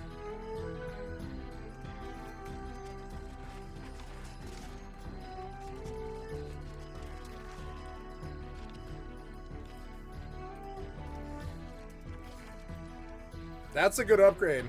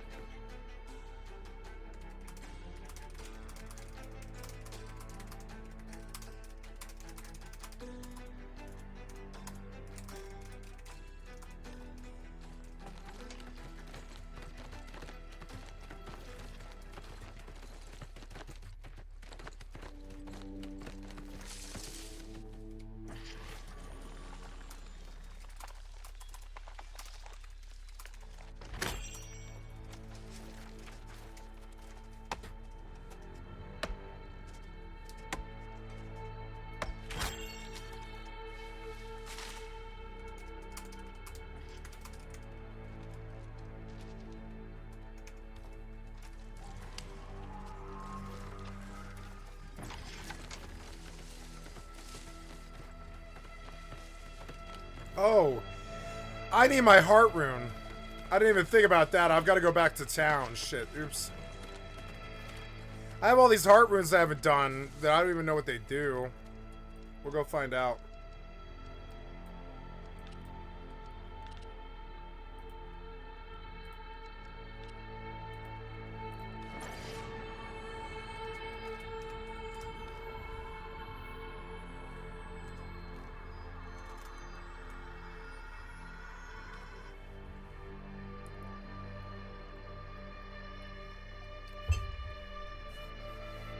Oh, my tablet. Oops.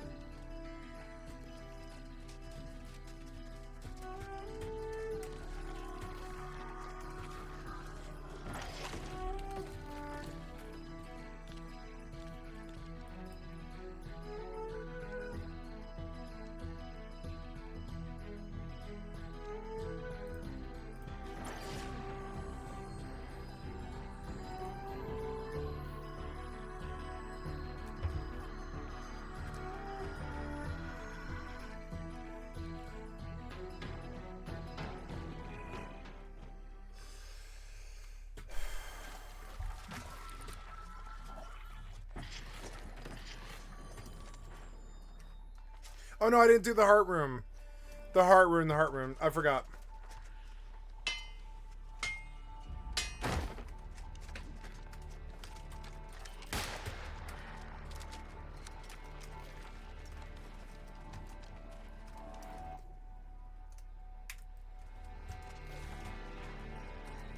Fucking heart rune.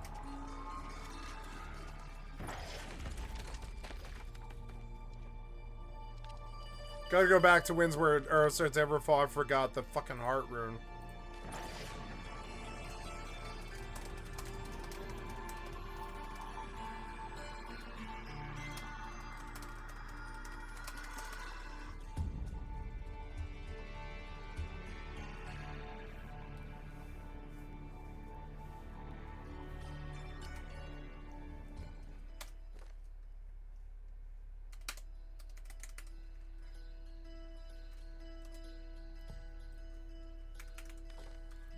I'll just go.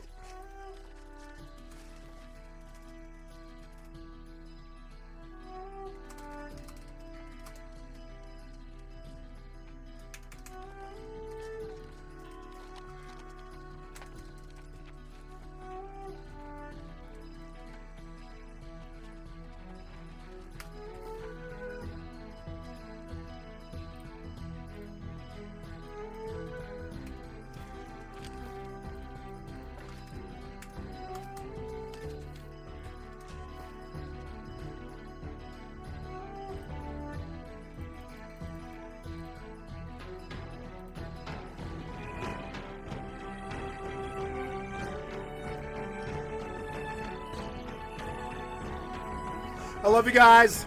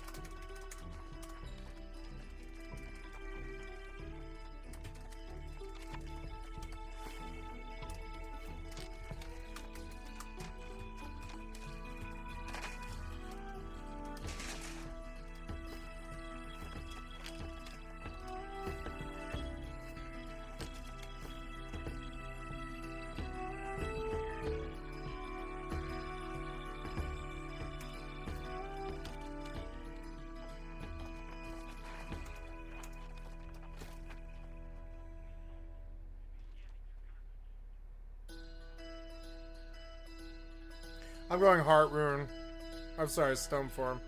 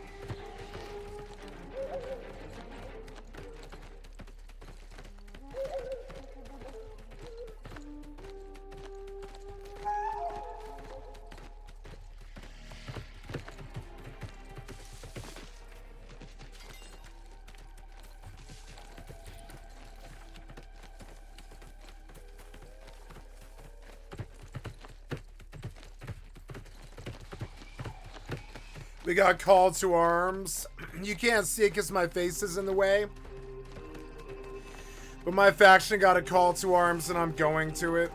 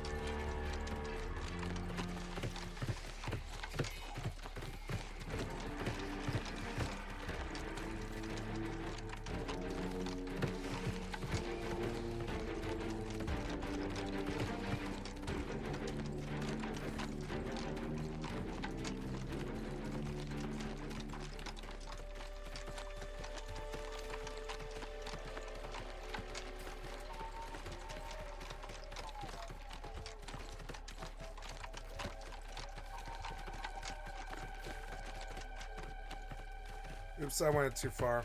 Oops.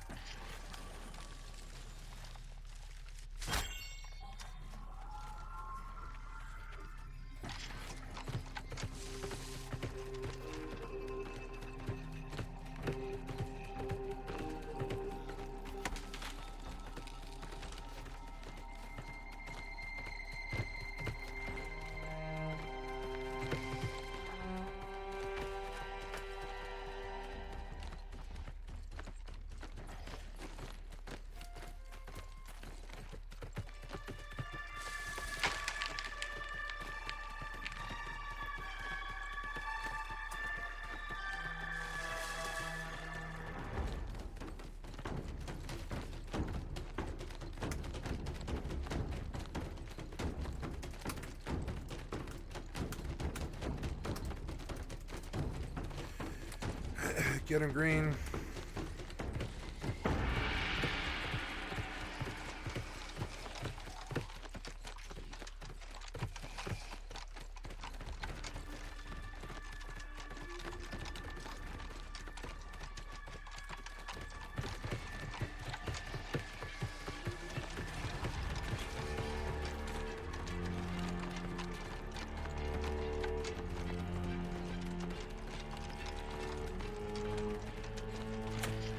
What the fuck was that? Oh.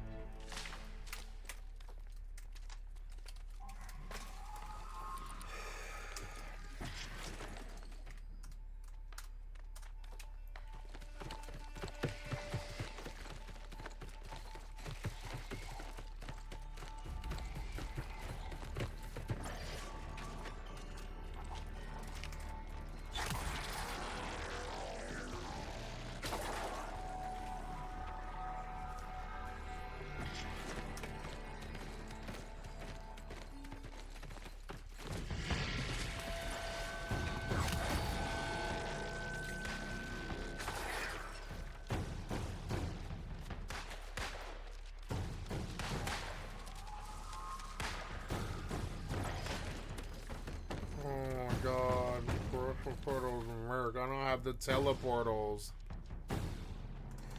Fine, I'll go get them then. That's better than the MSQ.